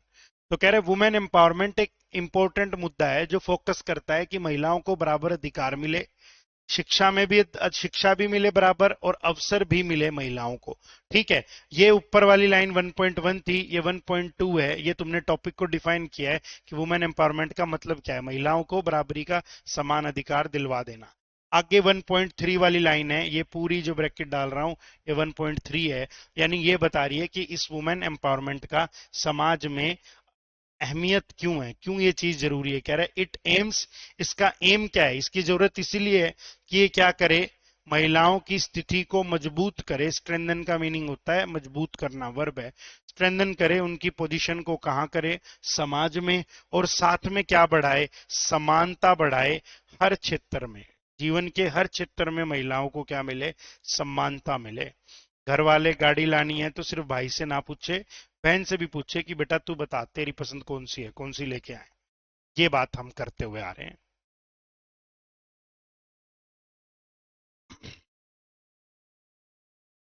क्यों नेहा, क्यों नहीं लिखा जा रहा डिस्क्रिप्टिव तुझसे, बता। ये ये क्वेरी थोड़ी है कि डिस्क्रिप्टिव तो लिखा ही नहीं जा रहा, क्यों नहीं लिखा जा रहा, क्या प्रॉब्लम आ रही है ये बताओ।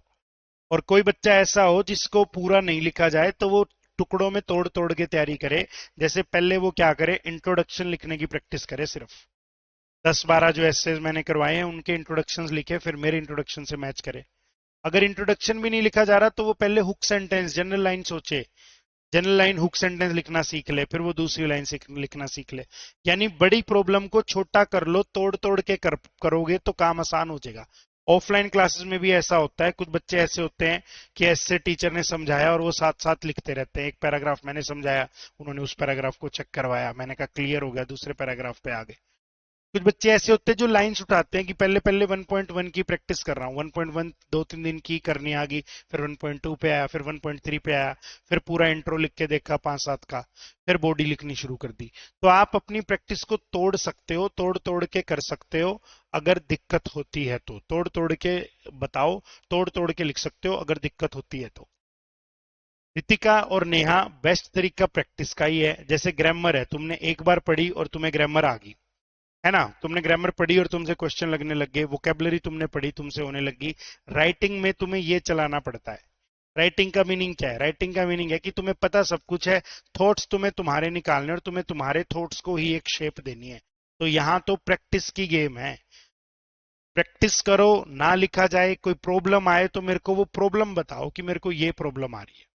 मेरी गारंटी है जो प्रॉब्लम आप बताओगे वो प्रॉब्लम मैंने पहले भी सुनी होगी, क्योंकि मेरे पास तो बच्चे आते हैं, ये नहीं हुआ, ये नहीं हो रहा, इस चीज में दिक्कत आ रही है, तो तुम प्रॉब्लम बता देना, मैं सॉल्यूशन रख दूंगा।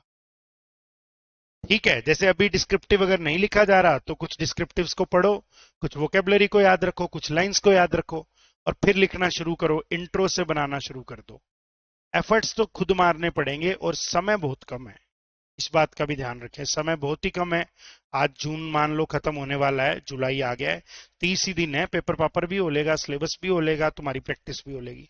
समय बहुत कम है भाई, बहुत ही कम है। हाँ भूपेंद्र, जनरल लाइन में तो अच्छे कोटेशन, अच्छी कोई प्रोवर्ब ऐसी यूज कर सकता है जो कॉन्टेक्स्ट से मैच होनी चाहिए। माइंड में आइडियाज ही नहीं आते इतने कि इसके आगे क्या लिखना है, तो आइडियाज नहीं आते तो प्लानिंग कर, ब्रेनस्टॉर्मिंग बोलते हैं इसको। आइडियाज नहीं आते तो प्लान करो, फ्लो चार्ट बना बना के आइडिया लिख कर देखो कि ये बात इसके बाद है, ये बात इसके बाद है, ऐसे प्रैक्टिस कर सकते हो। हाँ, रितिका क्या कह रही है? थॉट्स आ जाते हैं, बस इंग्लिश में नहीं लिखना आता। इंग्लिश में नहीं लिखना आता तो ट्रांसलेशन के थ्रू प्रैक्टिस कर। इंग्लिश में नहीं लिखना आता तो ट्रांसलेशन के थ्रू प्रैक्टिस कर। मैं बताता हूं, सब्जेक्ट पहचान और वर्ब पहचान, सब्जेक्ट वर्ब पहचान लिया तो सेंटेंस बनाना आ जाएगा। अगर इंग्लिश में लिखना ही नहीं आता तो ट्रांसलेशन के थ्रू प्रैक्टिस करो, ट्रांसलेशन की ज्यादा प्रैक्टिस करो। पहले सब्जेक्ट पहचानो सेंटेंस का, फिर वर्ब पहचानो सेंटेंस की, फिर उसको बनाने की कोशिश करो, फिर उसको चैट जीपीटी एआई से चेक करवाओ कि क्या गलती है सेंटेंस में। ऐसे प्रैक्टिस करो। बाकी तो यार 7वीं 8वीं में बच्चों को ऐसे लिखवाते हैं, तो अगर वो ऐसे तुमने स्कूल डेज में लिखे हैं, 7वीं 8वीं 9वीं 10वीं, तो तुम्हें दिक्कत नहीं होनी चाहिए। जैसे मैं भी स्कूल टाइम में ग्रामर मेरे को नहीं आती थी, लेकिन मेरे इंग्लिश में ठीक ठाक काम चल जाता था, क्योंकि मेरा राइटिंग पोर्शन ठीक था। तो मैं लिटरेचर में नंबर ले लेता था, एस्से में नंबर आ जाते थे, लेटर में नंबर आ जाते थे। ग्रामर कभी पढ़ी नहीं थी, इंटरेस्ट ही नहीं था ग्रामर पढ़ने में। ठीक है, तो बहुत ज्यादा वो नहीं है मुश्किल। हाँ, प्रयास करना मुश्किल हो सकता है। चीज आसान है अगर आप एफर्ट्स करते हो, अगर आप प्रयास करते हो तो चीज आसान है, लेकिन कई बार हमसे एफर्ट्स नहीं होते, वो प्रॉब्लमेटिक सिचुएशन बन सकती है। ठीक है जी, डन है, क्लियर हो रही है मेरी बात? देखो, अब मैंने पीछे जो लैंग्वेज दी थी ना, वो लैंग्वेज B2 लेवल की लैंग्वेज थी। अब मैं जो लैंग्वेज दे रहा हूं वो लैंग्वेज थोड़ी सी अच्छी है, वो लैंग्वेज C1 C2 लेवल की है। अब तुम एक बार इसको खुद से पढ़ो, फिर मैं इसको पढ़ाता हूं, फिर मैं सारी बातें समझाता हूं, वर्ड्स भी समझाता हूं, और साथ में वर्ड्स भी पढ़ेंगे, और साथ में जो फॉर्मेट हम पढ़ रहे हैं उस फॉर्मेट के अकॉर्डिंग भी हम देखेंगे।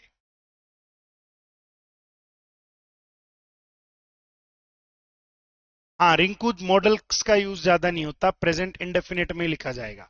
मॉडल्स का यूज आर्ग्यूमेंटेटिव एसेज होते हैं, जिसमें आप एक आर्ग्यूमेंट प्रेजेंट करते हो, एग्री कर रहे हो, नहीं कर रहे हो, ओपिनियन बता रहे हो, वहां मॉडल्स का यूज होता है। अदरवाइज मान ले डिस्क्रिप्टिव में तो मॉडल्स था ही नहीं, ना नरेटिव में था, उसमें तुम पास्ट की कहानी बता रहे थे, यहाँ भी सारा कुछ प्रेजेंट में ही चल रहा है, बहुत ज्यादा यूज नहीं होना मॉडल्स का।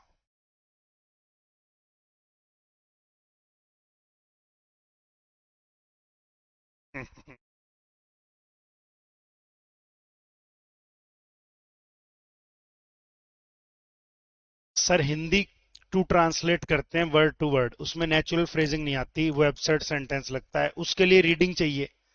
अपन ने क्या किया, अपन ने सेंटेंस को ग्रामेटिकल वे में तैयार कर दिया, लेकिन वो सेंटेंस बोलचाल में अटपटा है। बोलचाल में उसमें जो शब्द हमने यूज किए हैं उन शब्दों को कहने का एक बेहतर तरीका है बोलचाल में। तो इसलिए ऐसा होता है कि तुमने वर्ड टू वर्ड जो सेंटेंस ट्रांसलेट किया, कई बार वो तुम्हें अजीब सा लगता है, क्योंकि बोलचाल में उसे कुछ और तरीके से कहा जाता है।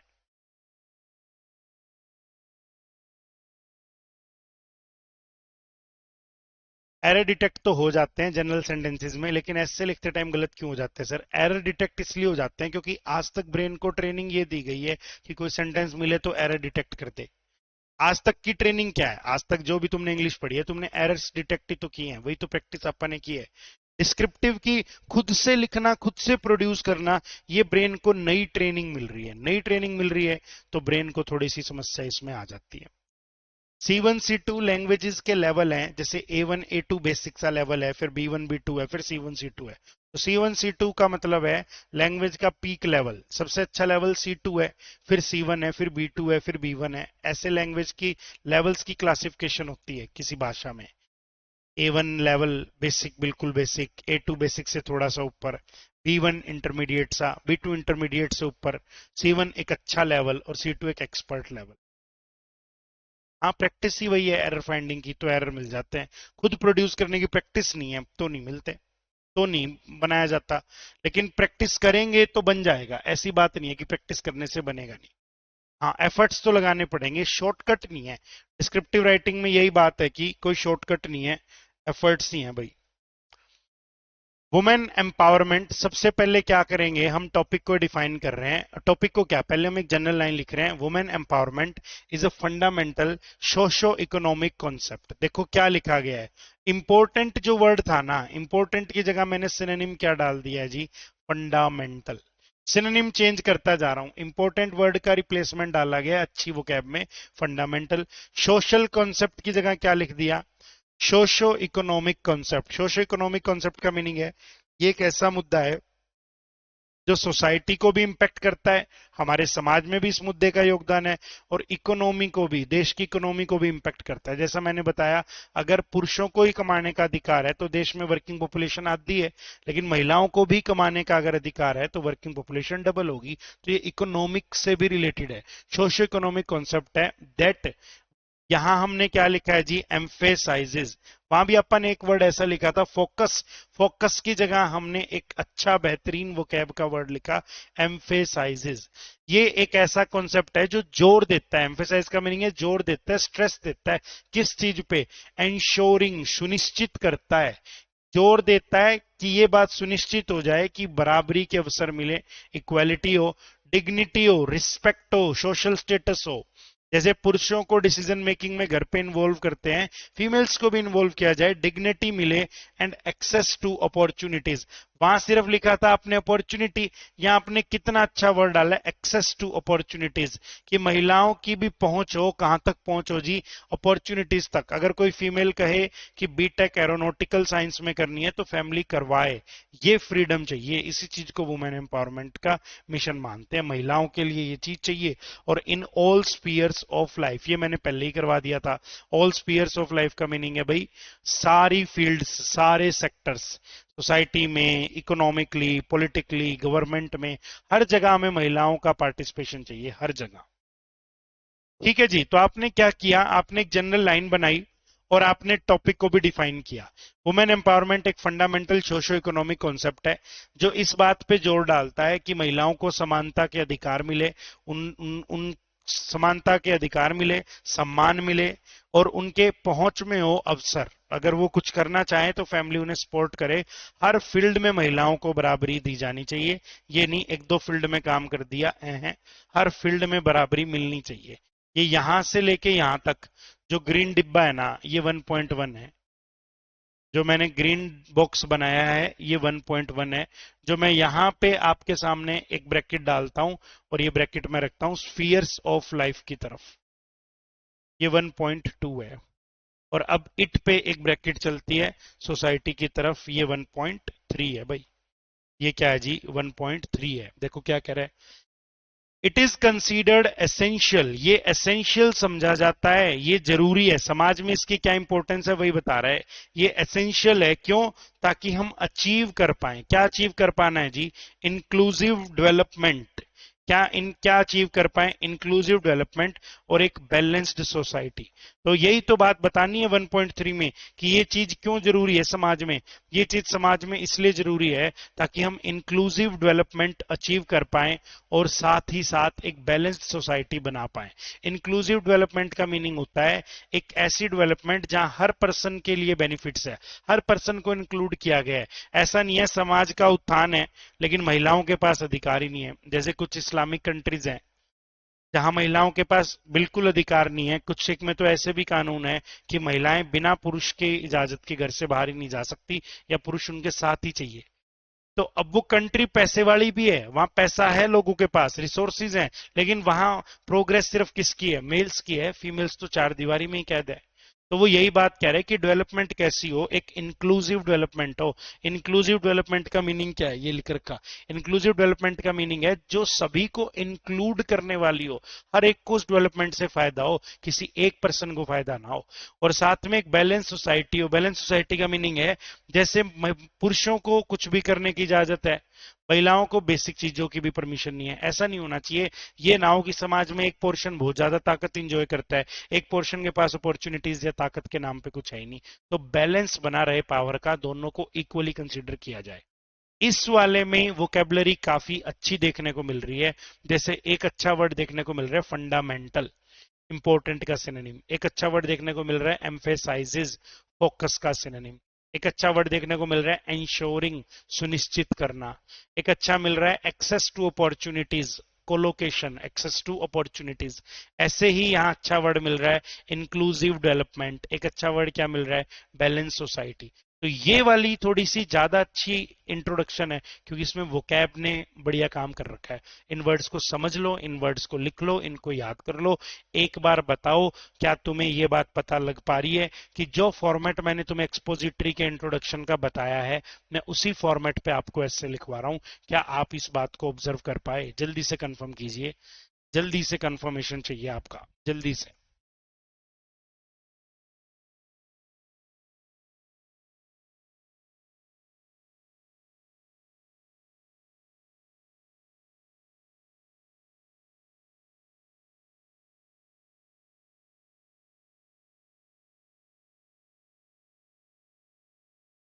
और देखो ऐसे की ज्यादा हेडेक नहीं लेनी।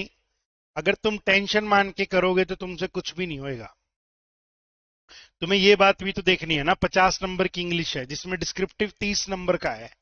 20 नंबर का पेपर तुम्हारे पास बाहर भी है और इस 30 में से ऐसे 10 नंबर का है।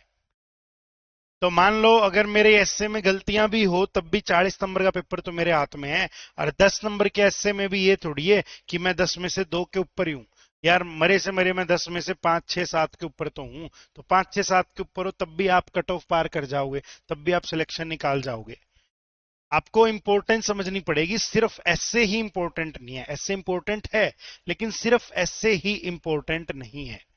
ऐसा नहीं है सब कुछ ऐसे ही है यहाँ पे। ठीक है ना? क्लियर कर पा रहे हो ना इन बातों को तुम? इन वर्ड्स को याद कर लेना, अच्छे वर्ड्स हैं ये। अब मैं आपके सामने सेकंड टॉपिक रख रहा हूं, जेंडर बेस्ड डिस्क्रिमिनेशन। बनाओ भाई बनाओ जल्दी से। जेंडर बेस्ड डिस्क्रिमिनेशन 1.1 क्या बन सकती है? 1.2 में क्या डिफाइन करने वाले हो? क्या डेफिनेशन है इसकी? ये तो वैसा वैसा ही है, वुमेन एम्पावरमेंट जैसा ही।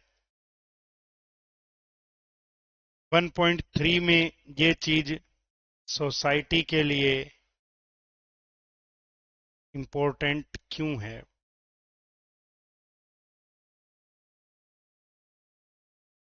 नहीं साहिल जी नहीं, रिटर्न में नेगेटिव कैसे होगी? एमसीक्यू में नेगेटिव होती है, रिटर्न में नेगेटिव कैसे होगी यार?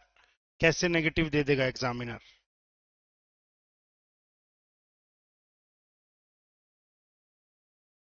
ऐसे कुछ नहीं बता सकते कशिश। लास्ट टाइम मैंने बताया था 2022 में डिस्क्रिप्टिव में 30 में से बच्चों को 8 8 नंबर दे रखे थे और वो बच्चे भी फाइनली जॉब ले गए।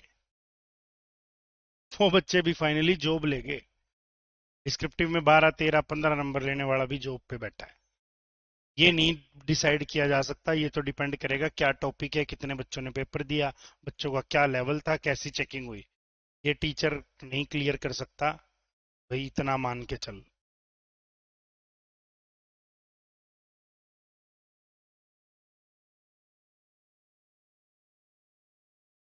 हाँ देखो, अपने आप से छोड़ नहीं सकते प्रियंका, ये बात सबको पता है कि नरेटिव ऐसे आसान है, डिस्क्रिप्टिव भी आसान है, आसान ये भी है।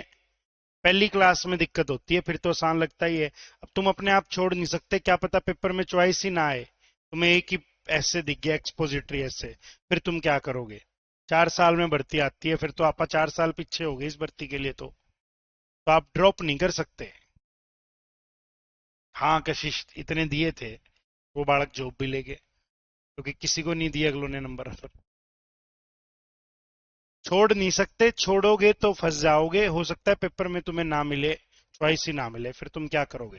छोड़ेंगे तो मेरी भी तो मेहनत बच जाए, मैं इतने क्यों पढ़ाऊं भाई? छोड़ेंगे तो यार मैं फिर इतने एफर्ट्स क्यों मारूंगी, 2-2 घंटे क्लास, वो कैब अलग से करवाना, सैटरडे भी क्लास, संडे भी क्लास। वो टीचर की भी सूलियत है, लेकिन वो फिर आपका स्वयं का रिस्क है, तकदीर की बात है। फिर तकदीर साथ दे जे तो ठीक है, नहीं तो फंस गया आप। नहीं, all spheres of life use करो इस कॉन्टेक्स्ट में। आपने तो जो वर्ड लिखा है उसकी स्पेलिंग गलत है, ऐसा वर्ड है ही नहीं, क्या लिखा है मेरे को समझ ही नहीं आ रहा। हाँ बना रहे हैं, बिल्कुल बना रहे हैं।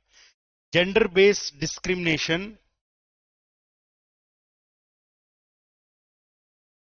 इज एन, हाँ, क्रूशियल सोशो इकोनॉमिक कॉन्सेप्ट, ठीक है।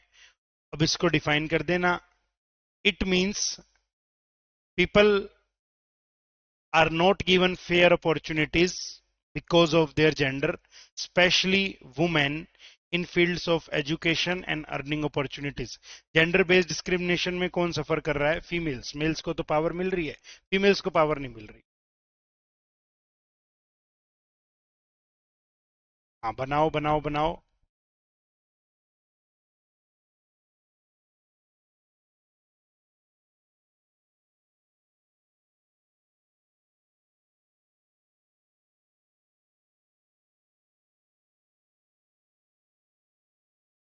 ये लो जी, देखो,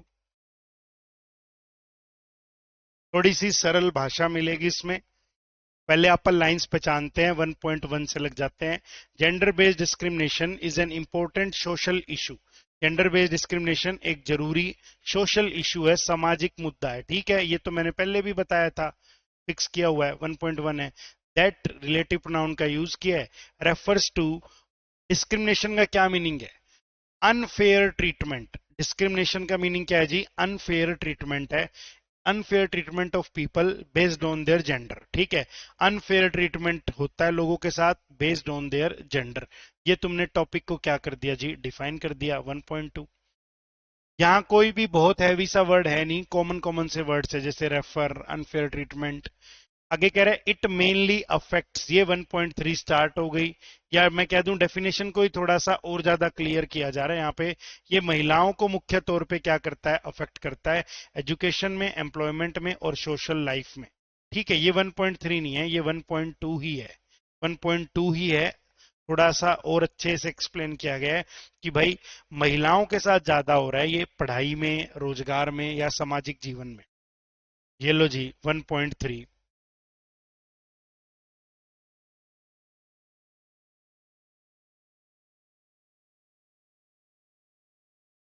दिस प्रॉब्लम, ये समस्या क्या करती है? क्रिएट्स, पैदा कर देती है समाज में असमानता, इनइक्वालिटी इन सोसाइटी। ये समस्या समाज में असमानता पैदा कर देती है and needs to be address. Needs to be addressed का मीनिंग है इसे रिजोल्व करने की आवश्यकता है। Needs to be address, to address an issue meaning to tackle an issue, to try to end that issue, ठीक है जी। एड्रेस एन इशू का मीनिंग है कि इसको खत्म करने की, इसे एंड करने की आवश्यकता है। क्यों? फॉर फेयर डेवलपमेंट, ताकि पूरे समाज की क्या हो पाए? तरक्की हो पाए।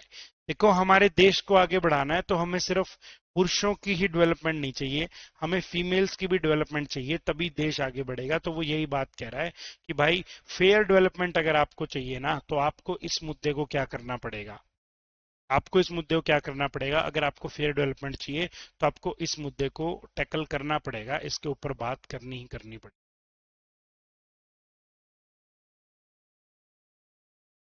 डन है, ठीक है, क्लियर, ये लो जी।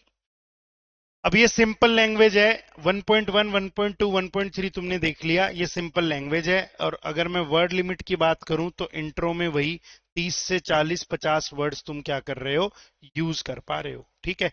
अब मैं थोड़ी सी इससे अच्छे लेवल की लैंग्वेज की तरफ लेकर चलना चाह रहा हूं। ये देखो, ये थोड़ी सी बेहतर लैंग्वेज है, थोड़ी सी ये बेहतर भाषा है जी हाँ। Gender based discrimination is a deep rooted का मीनिंग है हमारे समाज में गहराइयों तक मौजूद है ये, deep rooted. Gender based discrimination is a deep rooted socio cultural issue, ये सामाजिक और एक कल्चरल इशू है, ठीक है जी। समाज में और हमारे कल्चर में भी ये चीज हमें प्रतीत होती है। कैरेक्टराइज्ड बाय का मीनिंग है इट कंटेन्स, कैरेक्टराइज्ड बाय इसमें क्या होता है, इसके अंदर क्या है, ये क्या चीज कंटेन करता है, unequal treatment of individuals on the basis of gender, particularly affecting women in various spheres of life। तो तुम फील करो, मैं तुम्हें 1.1 1.2 समझाने की कोशिश करूंगा। यहां ब्रैकेट डाली,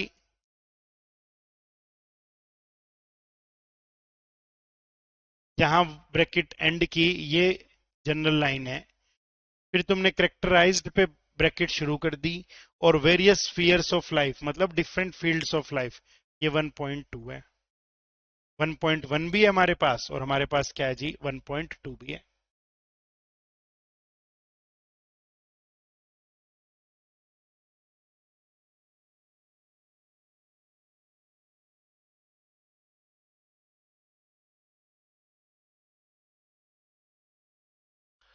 इट अंडरमाइंस, अंडरमाइन का मीनिंग होता है वीक कर देना, कमजोर कर देना, वीकन्स। अंडरमाइन वर्ड कैसे बना है, इस वर्ड को समझिए, इस वर्ड को भी पहचानिए। अंडरमाइन जो शब्द है वो कैसे बना है, जैसे किला है, किले की मजबूत सी दीवार है। अब किले की मजबूत दीवार तो गिराई नहीं जा सकती, तो पुराने टाइम में क्या होता था, किले की दीवार तो नहीं गिराई जा रही, लेकिन किले के आसपास एक सुरंग बनाई जाती थी। उस सुरंग को इतना गहरा बना देते थे और किले की दीवार पे लाके उसको खोल देते थे कि किले के नीचे की जमीन ही हटा दी। अंडर मतलब नीचे, माइन मतलब खड्डा, यानी अंडर माइन यानी नीचे कर दी, उस किले के नीचे की जमीन को हटा दिया, तो वो दीवार वैसे ही ढहेगी। ये होता है अंडरमाइन, ऐसे ये वर्ड बना था। अंडरमाइन का मीनिंग होता है कमजोर कर देना, वीक कर देना। तो ये क्या कह रहा है, ये जो जेंडर डिस्क्रिमिनेशन है ना, ये क्या करता है, ये कमजोर कर देता है। किस चीज को कमजोर कर देता है, प्रिंसिपल्स ऑफ इक्वालिटी। प्रिंसिपल्स होते हैं सिद्धांत, उसूल, समानता के जो उसूल है, समानता के जो सिद्धांत है, उन्हें ये क्या कर देता है, खत्म कर देता है। प्रिंसिपल्स ऑफ इक्वालिटी और डिग्निटी, है ना, ये किस किस चीज को कम करता है, समानता के उसूलों को, डिग्निटी को, शान को, और इंक्लूसिव डेवलपमेंट को। इंक्लूसिव डेवलपमेंट मतलब ऐसी तरक्की जिसमें सारों को साथ लिया जाए। देयर बाय का मीनिंग होता है इस कारण से, due to which, as a result of this. Thereby एक एडवर्ब है, इसका मीनिंग होता है ड्यू टू इट, या फिर as a result of it, इसका ये मीनिंग है बेटा। तो ये कमजोर कर देता है इन सारी चीजों को, और फिर इस कारण से क्या होता है, पोज का मीनिंग होता है सामने खड़ा होना, उत्पन्न होना। एक बैरियर, एक रुकावट पैदा हो जाती है। पोजिंग अ चैलेंज भी यूज होता है, पोजिंग अ बैरियर भी यूज होता है, कोलोकेशन है, collocation. Posing a barrier, posing a significant barrier to social progress, social progress के ऊपर एक बैरियर, एक रुकावट लग जाती है। And empowerment in contemporary society, contemporary का मीनिंग होता है मॉडर्न सोसाइटी, जो आज सोसाइटी है। समकालीन, जो अभी चल रही है हमारे साथ साथ जो समाज है। देखो यहाँ कितने सारे अच्छे अच्छे वर्ड्स यूज किए गए हैं। इन वर्ड्स को याद रखना, इन्हें अपनी लैंग्वेज में यूज कर लेना। कॉन्टेम्परेरी का मीनिंग है समकालीन, जो मॉडर्न सोसाइटी है, जो आज समाज में, जैसा समाज आज है।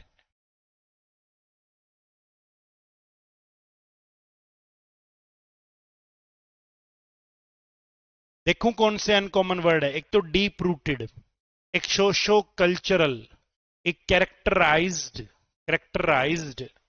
Various spheres of life, undermines principles of equality, inclusive development, thereby posing a barrier, contemporary। 10 word अच्छे दिख रहे हैं। अब ये वो कैब अच्छी है। कई बार क्या होता है, बच्चे ने 2-3 वर्ड याद कर लिए और उसने बीच बीच में वो वर्ड छिड़क दिए। उसे लगता है कि मैंने एक ये वो कैब यूज की, मैंने एक ये वो कैब यूज की, मेरा तो अच्छा नंबर आ जाएगा। ऐसा नहीं होता। एग्जामिनर जब आपकी राइटिंग को चेक करेगा तो उसे आपकी पूरे पैसेज में, पूरे एसे में वोकेबलरी दिखनी चाहिए, तब वो आपको स्कोर देगा। 2 वर्ड तुमने कहीं पे फिट कर दिए तो एग्जामिनर को पता लग गया ना कि ये 2 वर्ड तो इसको ऐसे याद है, इसने कहीं भी फिट कर रखे हैं, ज्यादा अच्छी वो कैब इसकी है नहीं। थ्रो आउट द पैसेज अच्छे वर्ड्स हो तो वो कैब का स्कोर हाई जा सकता है।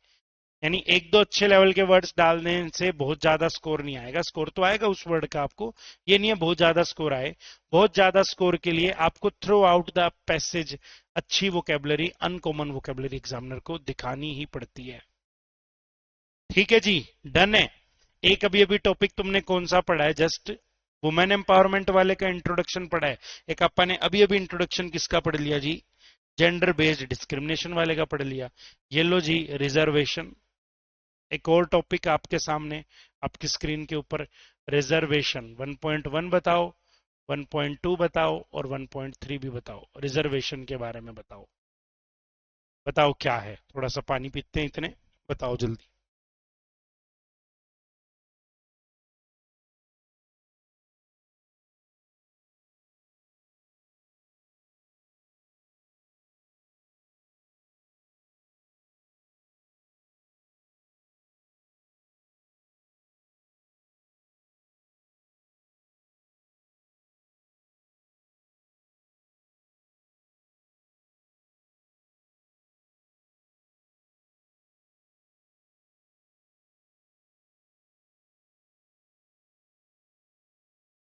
वंशिका मैंने पढ़ाई है, लेकिन अभी फिलहाल हम कोई ऐसा बैच नहीं चला रहे बैंकिंग वाला।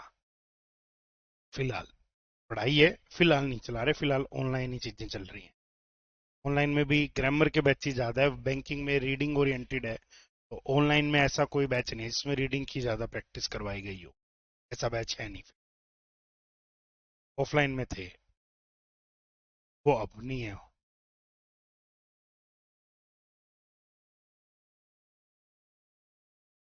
बताओ जी, किस इंतजार में बैठे हो तुम।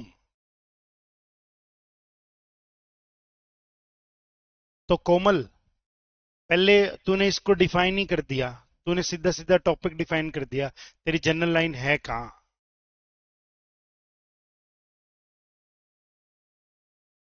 Reservation is a crucial practice in society that focuses on providing equal opportunities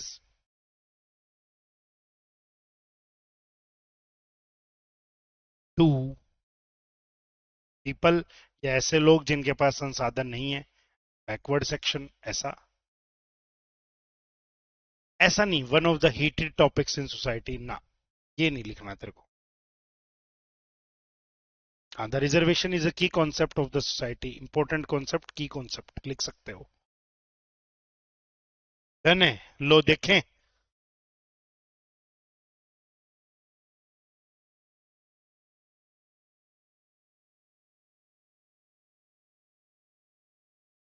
general line तो इसकी लगभग लगभग फिक्स ही कर सकते हो। हर बार इस तरीके की ही जनरल लाइन तो तुम प्रोवाइड करवाते हो। रिजर्वेशन इज अ क्रूशियल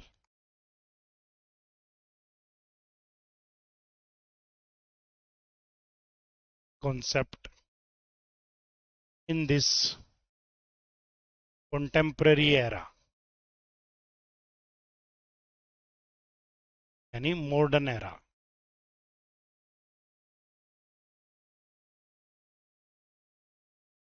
आ जाओ 1.2 डिफाइन करो। Reservation is a crucial concept in this contemporary era. या तो मैं रिलेटिव प्रोनाउन लगा लूंगा दैट, या फिर मैं यहां पे इट से सेंटेंस बना लूंगा, इट फोकसेस ऑन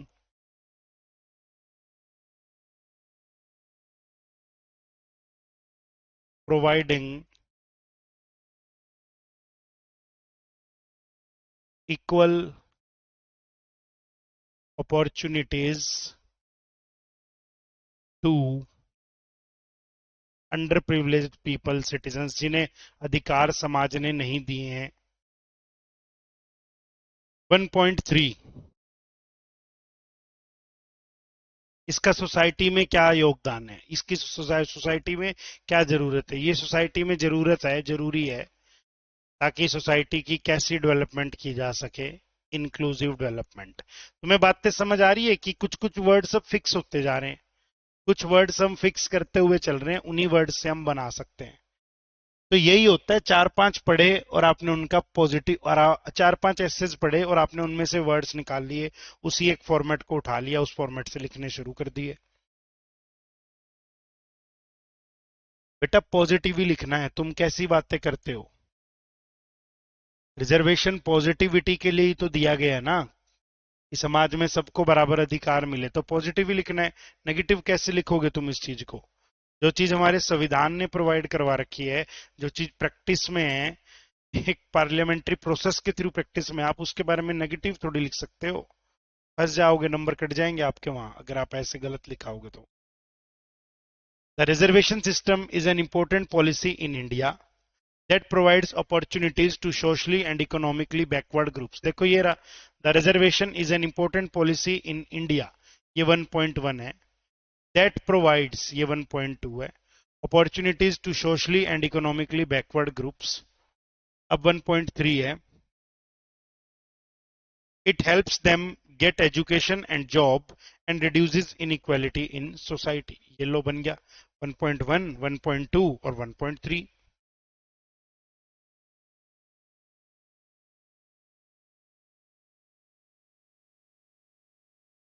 नहीं, माइनर्स नहीं लिख सकते ना दोस्त। Socially and economically backward groups, minor नहीं। माइनर तो छोटी एज के लोगों को बोला जाए, बच्चों को बोला जाता है माइनर। तो माइनर्स तो तेरा यहां गलत हो जाएगा, या माइनॉरिटीज लिखे तब भी कंसीडर किया जा सकता है। माइनॉरिटी वर्ड हो सकता है जिनकी संख्या कम है, पॉपुलेशन कम है, समाज में हिस्सेदारी कम है, ऐसा। ये लो जी, इसको देखो अब आप।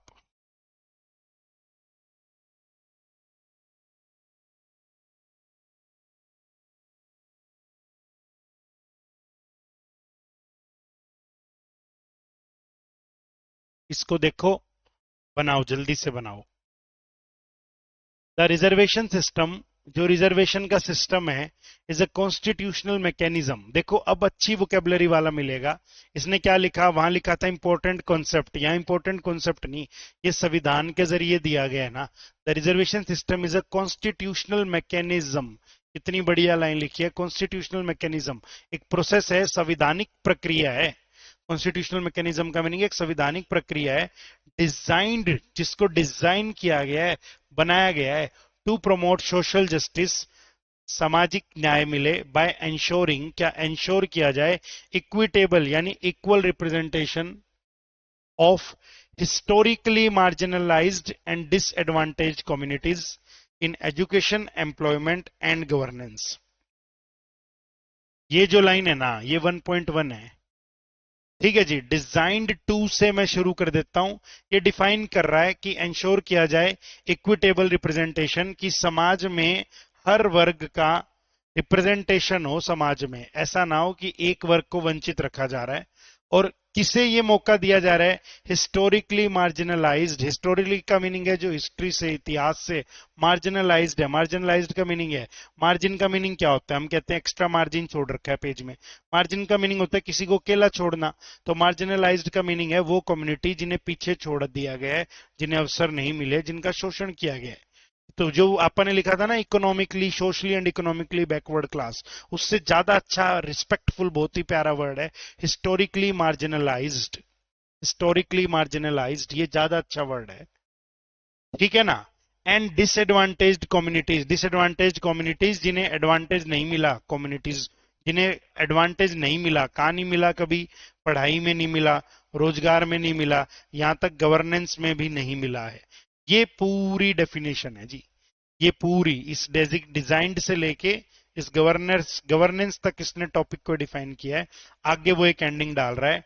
एंडिंग क्या डाल रहा है, इस चीज का समाज में योगदान बता रहा है कि ये चीज समाज में क्यों जरूरी है।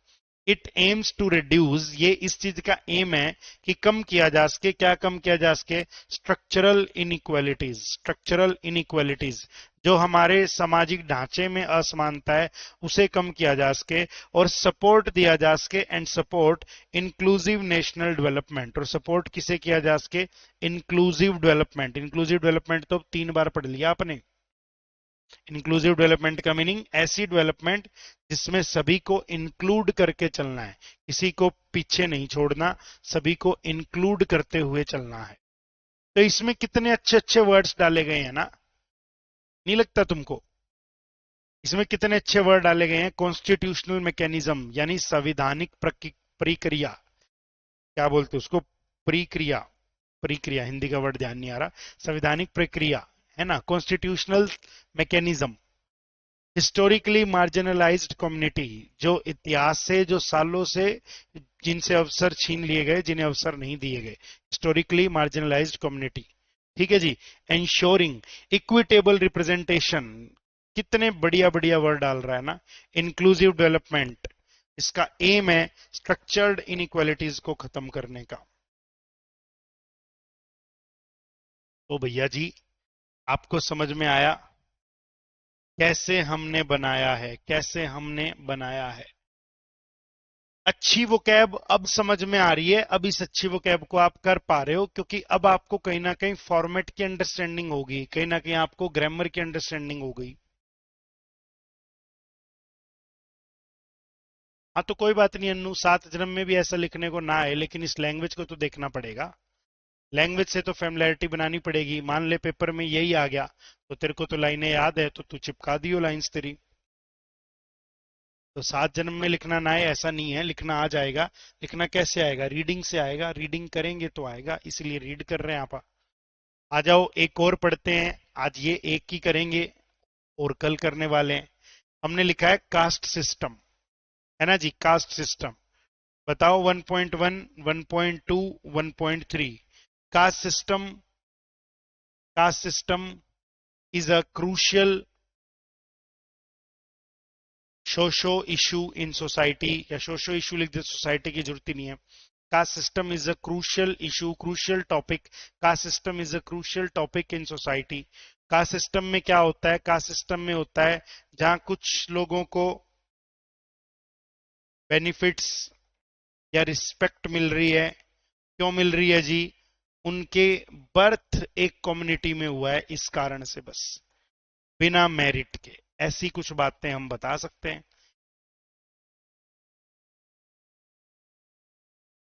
और ये कास्ट सिस्टम कई बार डिस्क्रिमिनेशन का क्या बन जाता है, कारण बन जाता है। ये बात बता रहे हो आप।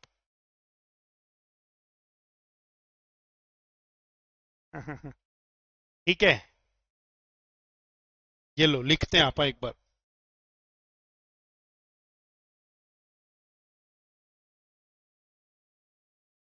Cast system is an important social issue in India. ठीक है, ये एक इंपॉर्टेंट सोशल इशू है, बहुत जरूरी इशू है, जिस पे बात की जानी चाहिए। जो लोगों को बांट देता है, डिवाइड कर देता है लोगों को अलग अलग ग्रुप्स में, जो डिवाइड करता है लोगों को अलग अलग ग्रुप्स में। और ये ग्रुप उन्हें कैसे मिले हैं, बेस्ड ऑन बर्थ, बर्थ के अनुसार उन्हें ये ग्रुप मिले हैं। इट क्रिएट्स इनइक्वालिटी, ये क्या करता है जी, समाज में इनइक्वालिटी बना देता है, और ये डिस्क्रिमिनेशन का कारण बनता है लोअर कास्ट के प्रति। कहां कहां डिस्क्रिमिनेशन का कारण बनता है, पीपल इन एजुकेशन, यानी एजुकेशन सेक्टर में, जॉब्स में, और इवन सोशल लाइफ में भी। अब यहां पॉजिटिव नहीं लिख सकते, क्योंकि कास्ट सिस्टम को नेगेटिव ही ट्रीट किया जा रहा है। तो यहां अब आप इसके पॉजिटिव्स नहीं बता सकते, यहां आप यही बताओगे कि क्या क्या नुकसान है इसके। तो वही बातें हमने की है यहाँ। ममता टाइम लगता है तो प्रैक्टिस कर, अगर टाइम लगता है तो तुम राइट ट्रैक पे हो। अगर तुम ये कहते सर बन ही नहीं रहे तो चिंता की बात थी। आप कह रहे हो कि पढ़ना आ जाता है, समझ आ जाता है, वो कैब भी आती है, सेंटेंस का स्ट्रक्चर बनाने में टाइम लगता है, तो तुम ठीक ट्रैक पे हो। प्रैक्टिस की ही रिक्वायरमेंट है बस, फिर घबराने वाली कोई बात नहीं है। स्ट्रक्चर बनाने में टाइम लगता है तो प्रैक्टिस ज्यादा कर, ज्यादा से ज्यादा लिख।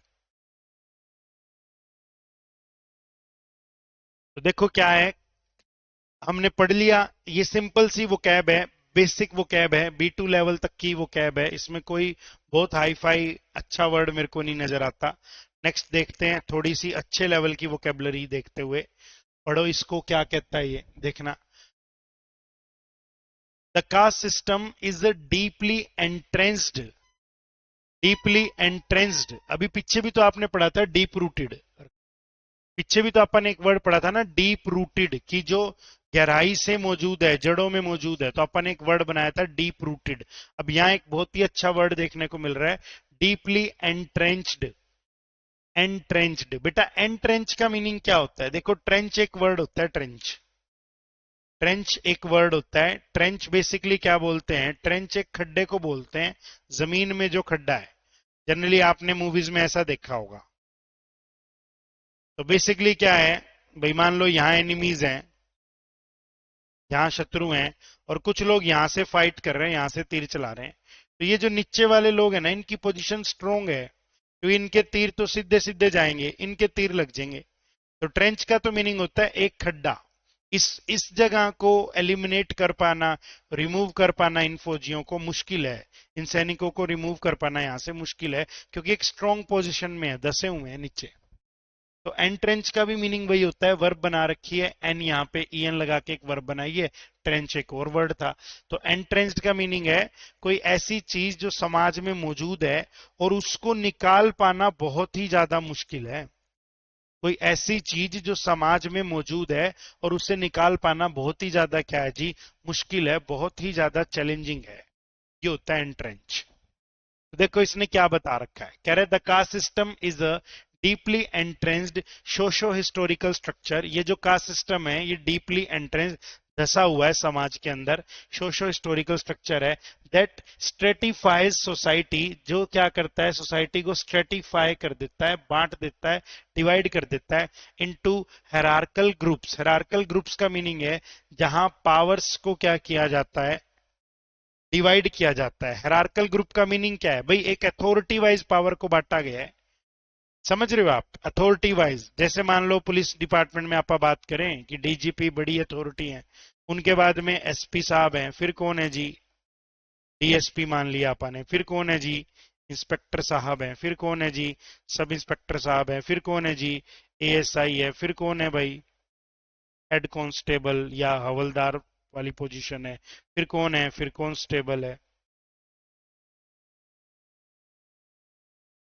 ये एक हायरार्की है कि एक ऑफिसर बड़ा है, फिर उससे नीचे वाला एक ऑफिसर है जिस पे पावर है, फिर इस पे पावर है।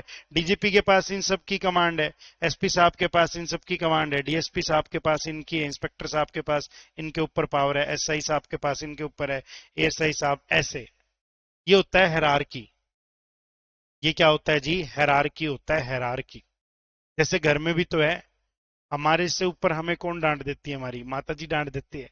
माता जी को कौन डांट देती है? हमारी दादी अम्मा डांट देती है। और दादी अम्मा को कौन डांट देते हैं? दादाजी डांट देते हैं। तो हमारा कोई नुकसान कर दे तो हम सीधा दादाजी को अप्रोच करते हैं, supreme authority in the house. वही है हायरार्की, पावर का डिवीजन कर देना, स्टेप बाय स्टेप पावर को बांट देना। डीप रूटेड वर्ड भी बहुत अच्छा है यूज करोगे तो, या डीपली एंट्रेंच्ड वर्ड भी बहुत ही अच्छा है। आप बात फील कर रहे हो? आज के सेशन में मैंने कोशिश की है कि मैं आपको कुछ बहुत अच्छे अच्छे वर्ड सिखा पाऊं जिन्हें आप यूज कर पाए। ठीक है ना जी? स्ट्रेटिफाइज भी एक वर्ड हमने डाला है।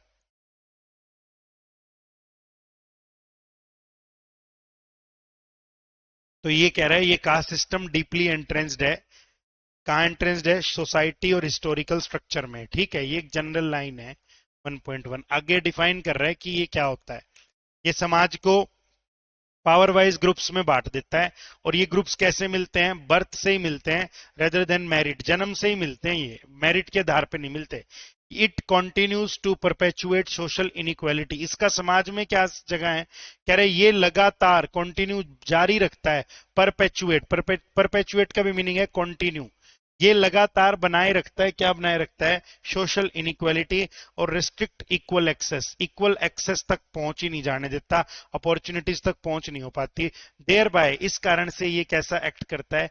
Acting as a major obstacle, एक मुख्य रुकावट बन जाता है सामाजिक न्याय में, सोशल जस्टिस में और इंक्लूसिव डेवलपमेंट में इन कंटेम्परेरी सोसाइटी। आप फील कर रहे हो एक बात? जैसे आप डिस्क्रिप्टिव में कल बहुत सारे वर्ड्स आपने समझे, उन वर्ड्स को हम बार बार यूज कर रहे थे।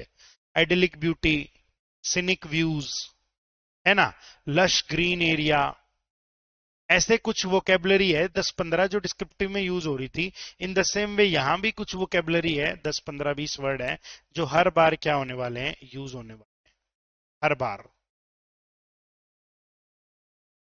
ठीक है, क्लियर हो रही है मेरी बातें?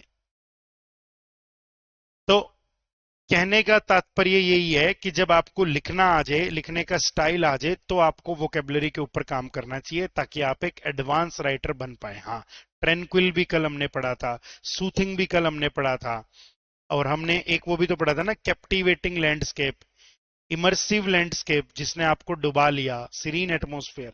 तो वो 10-15 वर्ड्स हैं जो याद कर लिए, उनमें से फिट लगभग लग जाते हैं, उनमें से फिटिंग हो जाती है बच्चों की। अब आ जाओ भाई, अब आपको एक टेम्पलेट दे देते हैं। अगेन मैं, मेरा ओपिनियन अगर आप पूछोगे तो मैं आपसे यही कहूंगा कि टेम्पलेट को अवॉइड करेंगे, टेम्पलेट के सहारे नहीं रहना है। टेम्पलेट कहीं ना कहीं गड़बड़ करवा देगी, थोड़े मोटे नंबर कटवा देती है टेम्पलेट। तो बेटा मेरा ओपिनियन तो यही है कि टेम्पलेट से क्या करना है? बचना है। प्रिस्टीन एनवायरनमेंट, भूपेंद्र बहुत बढ़िया, प्योर एनवायरनमेंट के लिए हमने पढ़ा था। Breathtaking moment, unforgettable experience, ऐसे आप नरेटिव में पढ़ते हुए आए थे।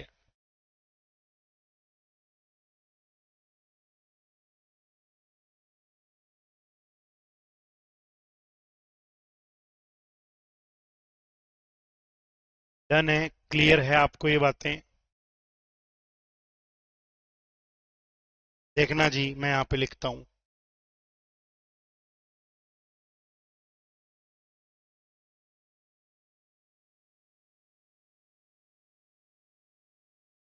डैश इज एन इंपॉर्टेंट, यहां डैश पे क्या लिख दोगे? यहां डैश पे एक टॉपिक लिख दोगे। Dash is an important socio economic social issue. ये एक सोशल इशू है दैट डील्स विद, जो डील करता है, किसके साथ डील करता है? या फिर अपन ने क्या डालनी है? कोई चीज डालनी है। It plays a significant role in modern society, in contemporary society, as it affects individuals and contributes to overall development and awareness. ये क्रैम्ड लाइनें हैं, इनका यूज कर सकते हो। इनका यूज करने से नंबर डिक्रीज हो जाएगा, लेकिन कुछ नंबर आएगा भी। जैसे कुछ बच्चे ऐसे हैं जो जिद कर रहे हैं कि मैं तो ये छोड़ ही देता हूं, मैंने तो 2 टाइप पढ़ ली। तो मैं उन अक्लमंद प्राणियों के लिए कहूंगा कि छोड़ने का मत सोचना, छोड़ने से तो अच्छा है कि ये यूज कर देना। छोड़ोगे तो दिक्कत हो जाएगी साथी, छोड़ोगे तो दिक्कत हो जाएगी, दिक्कत में फंस जाओगे फिर। इन बातों को समझिए, इन बातों का क्या कीजिए? इस्तेमाल कीजिए, तो आपको बातें थोड़ी थोड़ी थोड़ी थोड़ी क्लियर हो जाएंगी।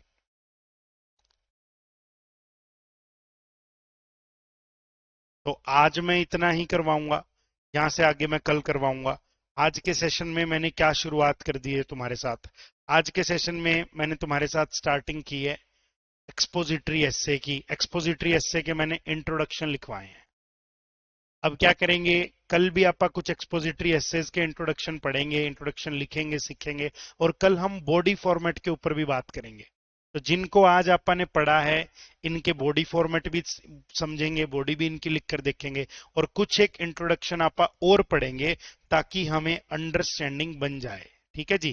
तो मैं आज के सेशन को तो इतना ही खत्म करना चाहूंगा, और कुछ वोकेबलरी और डाली है, वोकेबलरी भी एक बार बता देता हूं। ये वाली वोकेबलरी और पढ़ लो भाई। इंपॉर्टेंट बेसिक वर्ड है, इससे अच्छा वर्ड है फंडामेंटल, और उससे अच्छा वर्ड है क्रूशियल। प्रॉब्लम, समस्या, यहां बोला जाता है सोशो इकोनॉमिक इशू। यहां क्या बोल सकते हो आप? Socio economic issue. सोसाइटी को आप क्या बोल सकते हैं? Contemporary society. सोसाइटी को क्या बोलेंगे? Contemporary society. हेल्प को क्या बोलेंगे? प्रोमोट या फिर फैसिलिटेट। इम्प्रूव को हम क्या बोलेंगे? एनहेंस, या फिर हमने वर्ड क्या बना लिया भाई? स्ट्रेंथन। इक्वल को क्या बोलें? इक्विटेबल या इंक्लूसिव, यानी सबको इंक्लूड कर लिया, इक्वल ऐसा मीनिंग है। फेयर को क्या बोलें? जस्ट तो नहीं है, नॉन डिस्क्रिमिनेटरी। फेयर को क्या बोल सकते हो? Non discriminatory. डन है, ठीक है, क्लियर है। तो अभी मैं इतना ही सेशन करने वाला हूं। यहां से आगे हम कल के सेशन में क्या करेंगे जी, बात करने वाले हैं। Let's call it a day.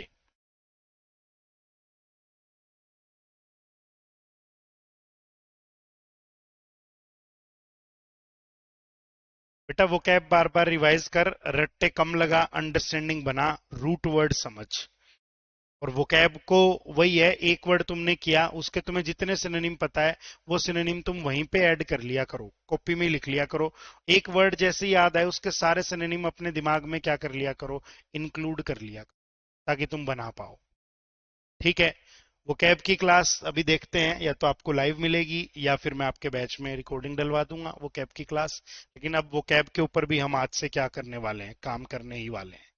तो आज इतना ही करेंगे, यहां से आगे की मुलाकात कल करने वाले हैं आपसे। Let's call it day.